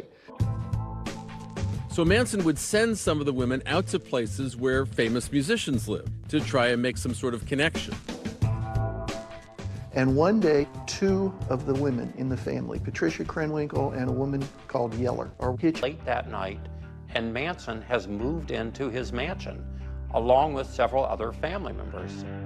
He came home one night, and he told me that Charlie and the girls were kind of invited themselves over and stayed for a while. One of the Manson girls talks about being at Dennis Wilson's house, walking around with the family members around Dennis Wilson's pool on a beautiful Southern California afternoon. The girls are topless, joints are being passed. It just sounded so blissful, and that was the 60s. Always party time. Dennis really liked women. Dennis appears to have liked women pretty much indiscriminately. You know, initially for Dennis Wilson, it was great. It was girls, drugs, and Manson could supply both. We were invited by Dennis to come to dinner to meet Charlie and the family. There were in a group sex kind of situation, and it wasn't my cup of tea, so I excused myself to take a shower. No sooner than I got in the shower, door opened, and Charlie Manson stood there and looked up at me and said, "You can't do that." I said, "Excuse me?" "You can't leave the group." And he looked at me with these wide eyes and kind of maniacal look. One of your group members is involved with something so weird. It was kind of frightening and freaky to me. Dennis Wilson loved having the Manson family with him for a while. He thought Manson was a great intellect. He nicknamed him the Wizard. He was definitely under Charlie's influence at that point in time. Because Charlie could talk such metaphysical mush, Dale Carnegie, the Bible, and homing in on Dennis's insecurities about his own talent. Dennis was intimidated by the other Beach Boys. He's low man on the totem pole in the group. Charlie builds him up. "You're great, your music is exceptional." And little did Dennis know that once Charlie got his hooks into you, he didn't let go. He was the perfect target. He paid for a lot of things, like food and transportation and medication. The months that the Manson family stayed with him cost him over $100,000. And living with Dennis Wilson had other benefits because Manson got to meet other people in the music business, rock stars. Oddly enough, the one he seemed to impress most was Neil Young. I knew Charlie Manson. Neil Young talked about his encounter with Manson in a BBC documentary. He wasn't what you call a songwriter. He was like a song spewer. It is astonishing to think that Neil Young took an interest in the music of Charles Manson. Yeah, he's good. It's just a little out of control. For a few months, Dennis Wilson thought Charles Manson was a music genius. He wrote a song called "Cease to Exist." Cease to exist.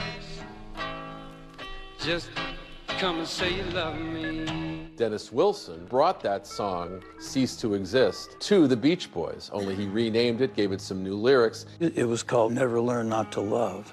And we actually recorded that song.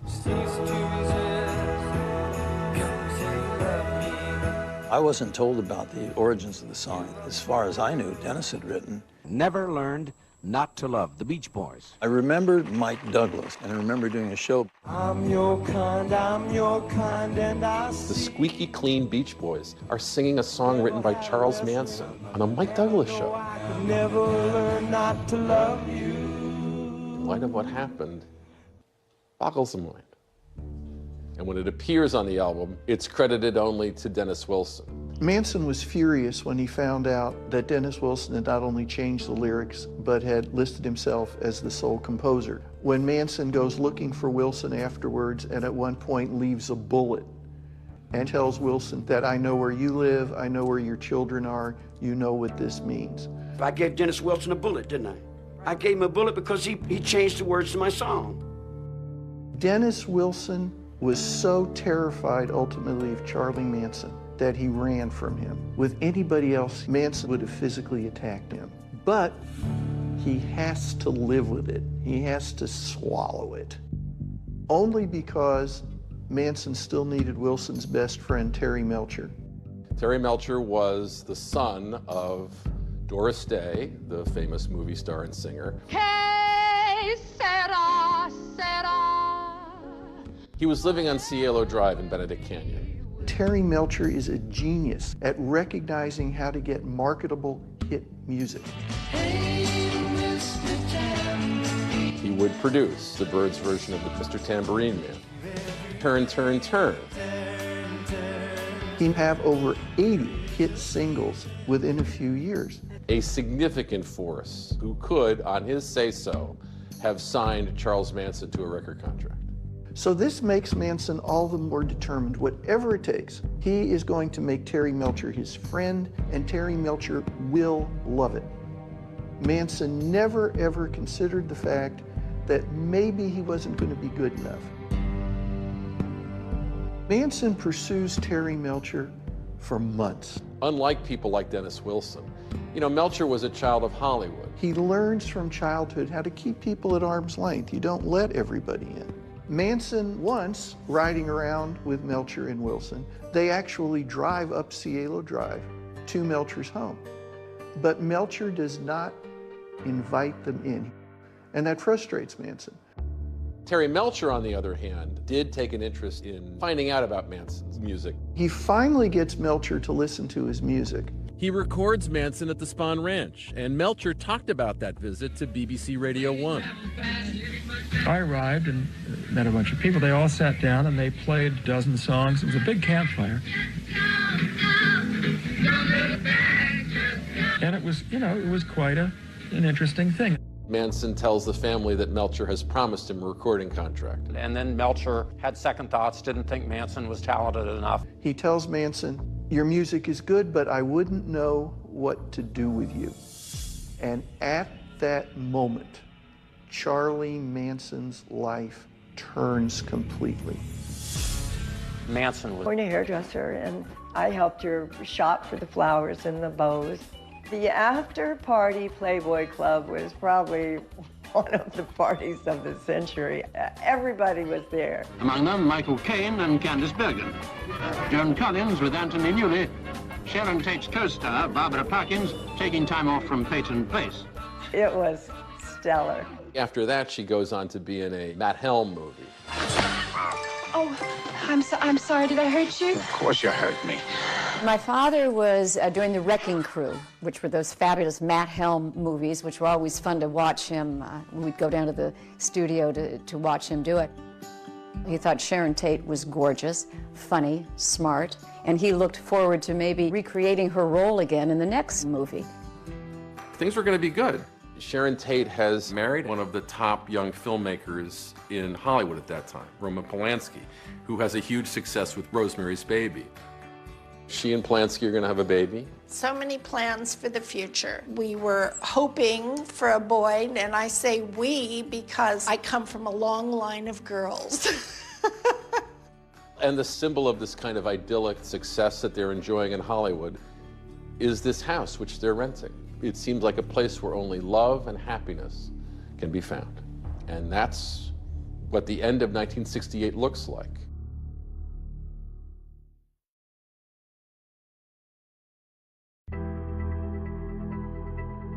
In the Hollywood Hills, the Cielo House had a number of well-known owners and residents over the years. It had been photographed for an architectural glossy. And it was a French farmhouse. The grounds were beautiful. It was serene. The views were amazing because it was off of Benedict Canyon. You'll never find another view like it. I don't care where you go in the city. It went from all the way downtown to the beach to Catalina. It was the most safe and secure and secluded and peaceful environment she could possibly think of to start her family. They came up and looked at the property, and I met Sharon, and it was magical. She was a lovely lady. For Sharon, you know, for so many years, it had been all about her acting career. But the moment she found out she was pregnant, her acting career just didn't matter to her at all. Everything that mattered was for the baby. As we approach August 1969, Polanski is in London prepping a movie that Mike Nichols would go on to direct called The Day of the Dolphin. Sharon Tate and her friends were at the house she had rented. She was massively pregnant. She was about to deliver her baby. And her husband was out of the country, so they had come to keep her company and make sure she was okay. She was there with her friends Abigail Folger and Wojtek Frykowski and her one-time boyfriend and now friend, Jay Sebring. He was a sharp, charismatic person. He was the creator of men's hair design. He wasn't a barber. He was styling men's hair. Single-handedly defined the iconic look of nearly every male recording and film star. They wouldn't work without him. Sammy Davis, Jim Morrison, Steve McQueen, Paul Newman, Warren Beatty, Frank Sinatra. I mean, he was defining culture. This is like an evolution from a barber.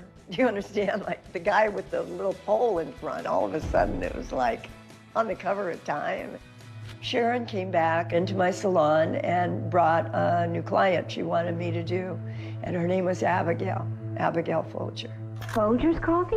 Yeah. The last name, of course, is familiar because she was an heir to the Folger coffee fortune. Honey, this coffee tastes terrific. It's Folger's. But she herself was working as a social worker. Abigail was a little bit of a recluse. She always had her nose buried in a book.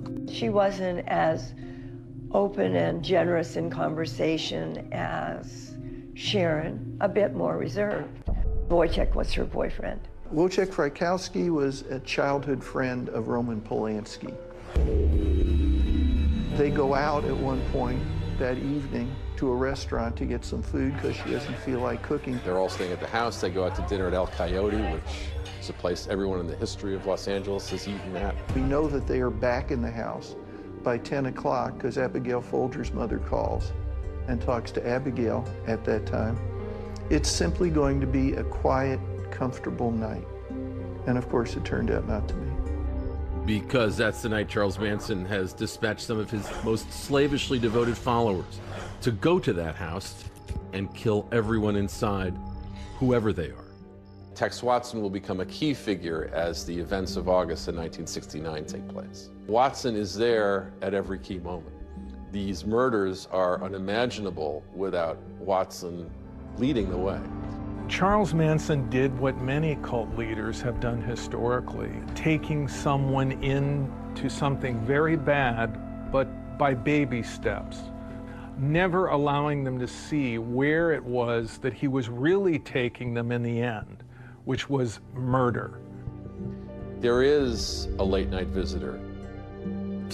He is the most unlucky man in the history of Los Angeles. He is a young boy who is selling a clock radio. And his are the first headlights that come up that driveway. And it's when he leaves that the nightmare begins. And his death will set off the most famous murder in the history of Los Angeles.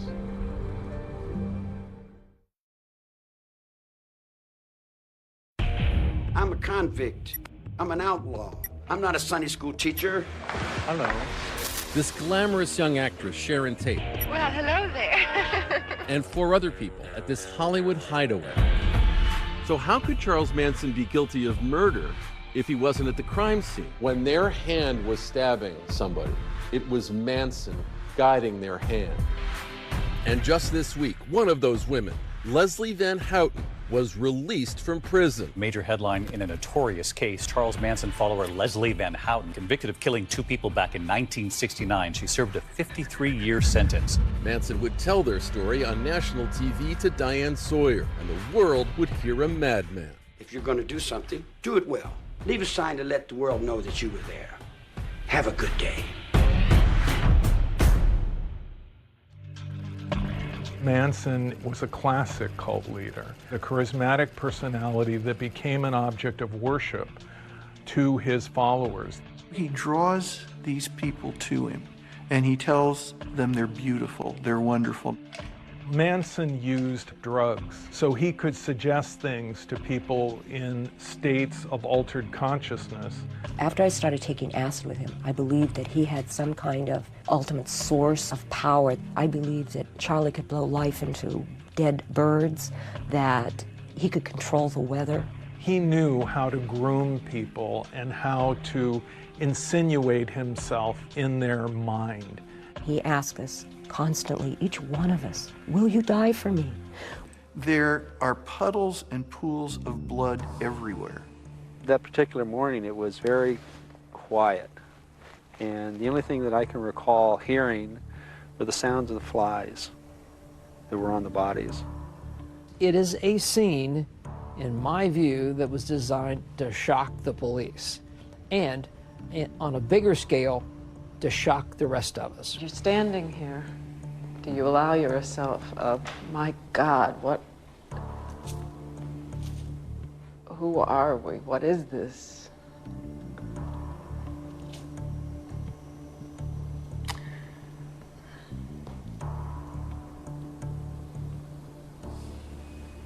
It's tough. It's tough.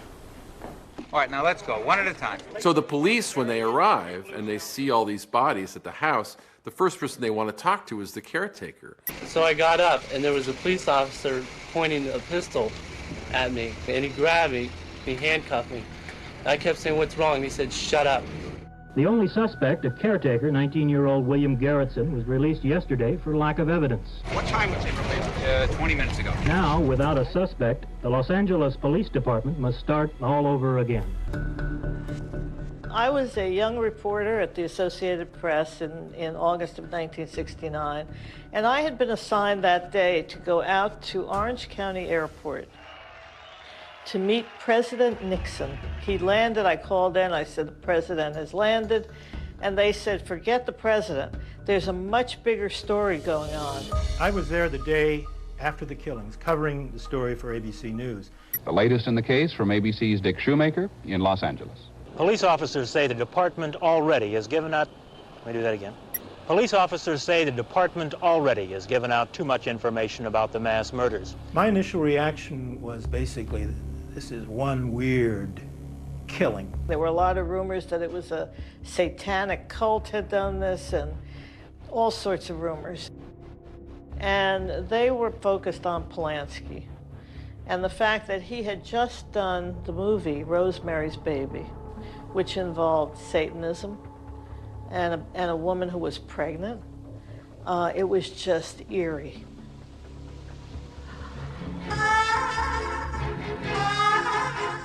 Insulting, damaging rumors. They said, oh, Roman did this because he was jealous of Jay. I mean, are you kidding me? They called Sharon everything from the queen of the Hollywood orgy scene to a dabbler in satanic arts. I think the one that sticks with me the most was live freaky, die freaky. Basically, by saying that, they blame the victims for their own murders. The victim of one grisly addition to this year's crime statistics was buried today. Sharon Tate, a movie career just beginning. A life ended at the age of 26. Their son was given the name of each of his grandfathers and was buried with Sharon. You know that feeling where you just want to see him one more time. You just want to be able to hold him one more time, and you can't. What would be the purpose? There wasn't an immediate answer to who had done this terrible crime, and that made people in the Hollywood community terrified. As it stands today, they have two crimes that are similar. They have 7 people who are dead, and they have no solid suspects. The police at that time really were in a quandary, and they came under a lot of heat from the LA papers in 1969 for not getting anywhere with this case. They had mayhem, bloodshed, and incomprehensible words scrawled in blood on the walls of these crime scenes. I grew up with a lot of fear. A lot of fear in my own home because nowhere was safe anymore. Nowhere. Not laying in your bed at night. Nothing was safe in my world anymore. Panic set in across the city. Sporting goods stores were sold out of guns. Apparently Sinatra left town. Tony Bennett was living at the Beverly Hills Hotel in one of the bungalows he moved inside to be safe. Steve McQueen supposedly drove around with a gun in the front seat of the car now. And all that was because for 3 months, no one knew who did it. Have you come up with any rational motive for the killings? No, everything at this point is purely speculative. They'd found some marijuana and narcotics at the Tate killing scene, so they start investigating who among the victims was using drugs, who their sources might have been. Could this have been a drug deal gone bad that night? LaBianca had some gambling debts. Could it have been a gambling murder? Could it have been a mob murder of some sort? So weeks were spent pursuing that. Sergeant Cook, can you tell us now how many men the Los Angeles Police Department has working on both of these cases? Yes, we have 17 sergeants and 2 lieutenants whose prime responsibility now is the investigation of the both homicides. Are they working together? No, actually the homicides are not connected. For a long time, these two crimes are not connected, even though We looked at the circumstances now and we go, wow, they seem very similar. There was one at the trial. It's a 10-year-old boy who winds up with the gun that was used inside the house. One of the Manson family members had tossed this gun out a window, and a young kid had found it in his yard. Little Stevie Weiss, and he was outside playing and found this gun. And he went to his father with it. He had seen enough TV that he knew not to touch the gun. And so a patrol officer came out, picked up the gun with his hands, and then took it and booked it into evidence in Van Nuys. He was a witness at the trial, and they said to him, well, when the police arrived and saw the gun, how did they handle it? And he said, they put their hands all over it. He was very annoyed. And then it takes forever for the LAPD to realize that it is the gun that's used, you know, at the Tate home. And another killing, a musician who lived in the Santa Monica Mountains. He too brutally stabbed, the words "political piggy" scrawled on the wall. There was another mistake. There was a musician named Gary Hinman who was killed out in Malibu shortly before the Tate LaBianca killings, and Manson was one of the murderers there, and unfortunately Malibu was in the LA Sheriff's jurisdiction. The day after the Tate murders, the investigators of the Hinman murder come to Los Angeles, and they're trying to talk to the officers involved at the Tate investigation to say, I think maybe there's a link here. They never get the opportunity to do that. They're told, no, we're pretty certain that this murder is going to be drug-related, and they're sent away.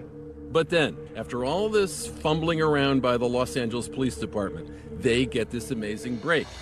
Today, warrants have been issued for the arrest of 3 individuals in connection with the murders of Sharon Tate. We're about to see what evil looks like in the face of Charles Manson on the cover of Life magazine. And that is how 1969 will end.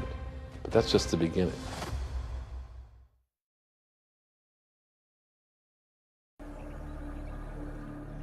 When I stand on the mountain and I say, do it, it gets done. If it don't get done, then I'll move on it. And that's the last thing in the world you want me to do. Following the murders, there seems to be a state of high alert and anxiety at the Spahn Ranch. Only a few days after the murders, in fact, here come all these helicopters, here come all these law enforcement officials. Only it's not there for the reason we would all assume it's there for. They are there to arrest Manson and some of his associates for car theft. They were stealing cars from the neighborhood, some of which they were transforming into dune buggies. The arresting officers can't understand when they tell Manson that this is a raid because of suspected car theft. He seems relieved. When he's told, Manson laughs. And so this crazy, unlikely thing takes place where these 2 hideous murders have happened, committed by the people at the ranch, and Manson is arrested for a totally different reason. And it's the same kind of trouble that Manson has even written songs about. Clang, bang, clang, went the big iron door. They put me in a cell with a concrete floor. The next day in the paper, they've got a story about the raid, and they've got a story about the murders, never realizing that you've got the same man perpetrating both. They have no idea what's going on. But on the papers authorizing the raid, they get the date wrong, which nullifies the arrest, and they have to throw the whole thing out. And they let him go. When Manson's released on the car theft charges, he wants to get his family as far from the police as he possibly can. Charlie Manson gets all these people in a caravan of cars out to Death Valley. He thought that by killing the people at Cello Drive, killing the 2 people at the LaBianca home, that this would somehow create this race war that he had been fighting against the white people and winning. Manson thought there was going to be an apocalypse, and he was outfitting these dune buggies with gun scabbards and machine gun mounts to be ready to fight.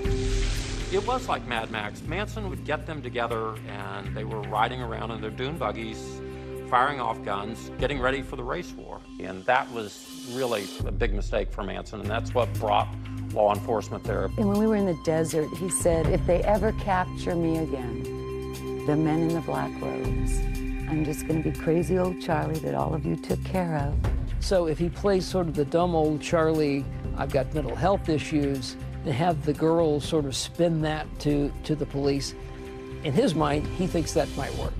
California Highway Patrol Officer James Purcell had come to Barker Ranch. You got to understand, we had no idea what we had. We felt we were working with a bunch of hippies that were not a theft gang. Purcell has a candle in one hand, the light is fading, he's got his .357 Magnum in another hand, and he walks into the house. It's terrifying. Below the sink was a small cupboard, and hair was hanging out over the top of the cupboard door. Fingers began wiggling in the hair, and the door opened, and this figure began coming out. He says, come out and don't do anything or I'll shoot you. He came out, and I'll never forget the first thing he said was, "Hi." And I said, "Who are you?" And he identified himself as Charles Manson. We dumped 26 people in the jail. Krenwinkel, Atkins, Squeaky, they were all in the first group. And were camped outside the courthouse. They lived there. They slept there. They were available for interviews at all times. It was a scene outside that was almost equal to what was going on inside. There's a revolution coming very soon. The astonishing thing is, these are people with absolute loyalty to Charles Manson, even though Manson's been in custody for months, and yet their worshipful fidelity, their absolute loyalty is unshakable. Hello. Manson himself was uncontrollable. At one point, he leaped across the counsel table at the judge with a pencil in his hand, screaming, "Someone should cut your head off, old man." And a bailiff tackled him in midair as he was heading towards the judge. And what we heard was that after that incident, that the judge started carrying a revolver.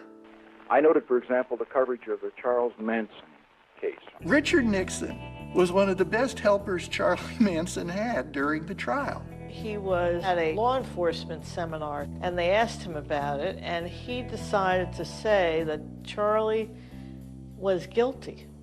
Here is a man who was guilty, directly or indirectly, of 8 murders without reason. That became a huge story, huge headline. One of the defense attorneys had slipped Manson a newspaper. All of a sudden, in the courtroom, Manson picks up the LA Times newspaper that says, "Manson guilty, Nixon declares," and showed it to the jury. Manson's theory of this apocalyptic race war.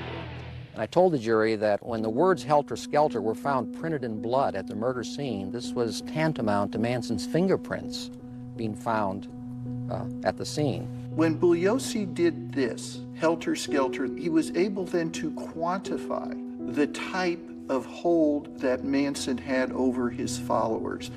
If Manson can get them to believe the Beatles are telling them a race war is coming, is it such a huge step that Manson would get them to believe it was their idea to go out and murder people? That was, I think, the genius of the whole Helter Skelter presentation. Today in court, the prosecution's key witness, Linda Kasabian, continued to testify. Linda Kasabian had been the driver on both the night of August 9th and the night of August 10th.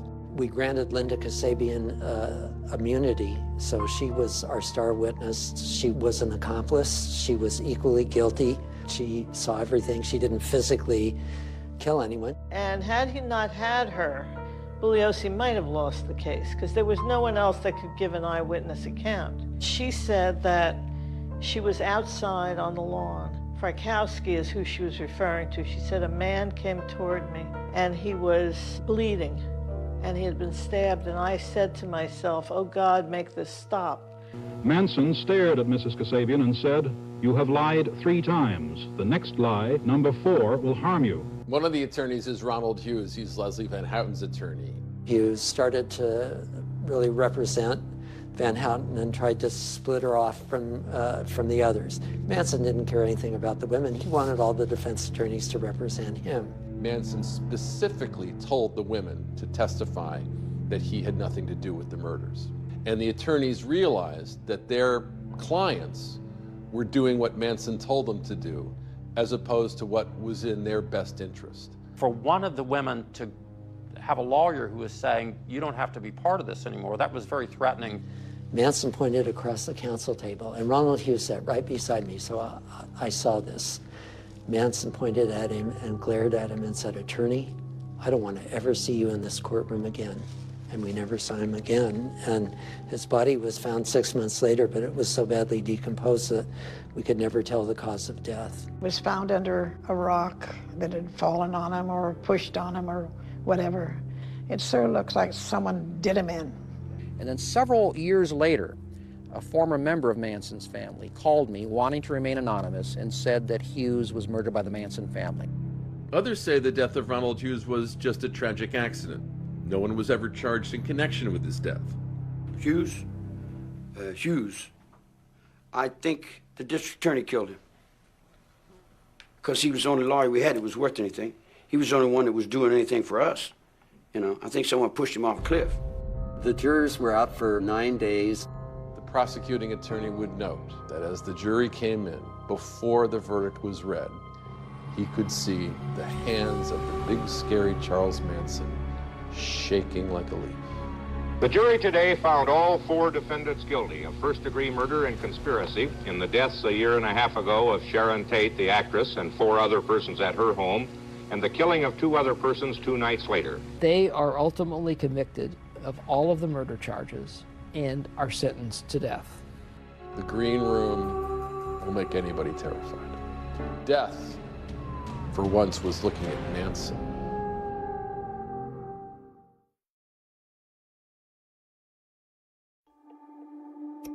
We've seen Charlie do things that no human being has ever done. What can entirely account for the public's interest and fascination in the Manson family homicides of 1969? Their lurid claim on our consciousness. People see the urban legend. They don't want to see the faces behind the ugliness. And it continues to shock the conscience, both because of the brutality of the murders and because of this eerie cult-like control that Manson had over his followers. There's no end to it. I saw a guy with a tattoo on his arm of Manson. If you go online, you can buy baby bibs, you can buy mugs. Manson and his family members were sentenced to death, and the death penalty has been overturned in the state of California by the Supreme Court. Many new issues. Prosecutor Vincent Bugliosi heard that news. Bugliosi realized Manson won. And the fascination lingers because she did not. Sharon was eerily beautiful.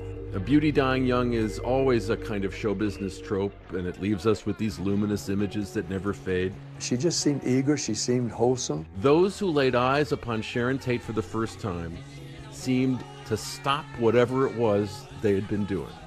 And the only one who didn't was her murderer. I told him that I didn't have any mercy on him. Now she also is dead. Charles Manson follower Susan Atkins has died. She suffered from brain cancer. Susan Atkins would die in prison in 2009. Others of Manson's ex-followers, their lives destroyed by Manson, their identities reclaimed during their prison time, continue to serve life sentences. Tex Watson's fathered 4 kids while in prison.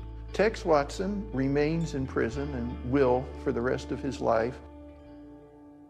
But after spending more than a half-century behind bars, Leslie Van Houten was released from prison on July 11th, 2023, over the objections of her victim survivors. She had joined the Manson family at age 19. She's now in her 70s. Patricia Krenwinkel is now California's longest incarcerated female inmate. I only did what Charlie wanted. That was the whole thing.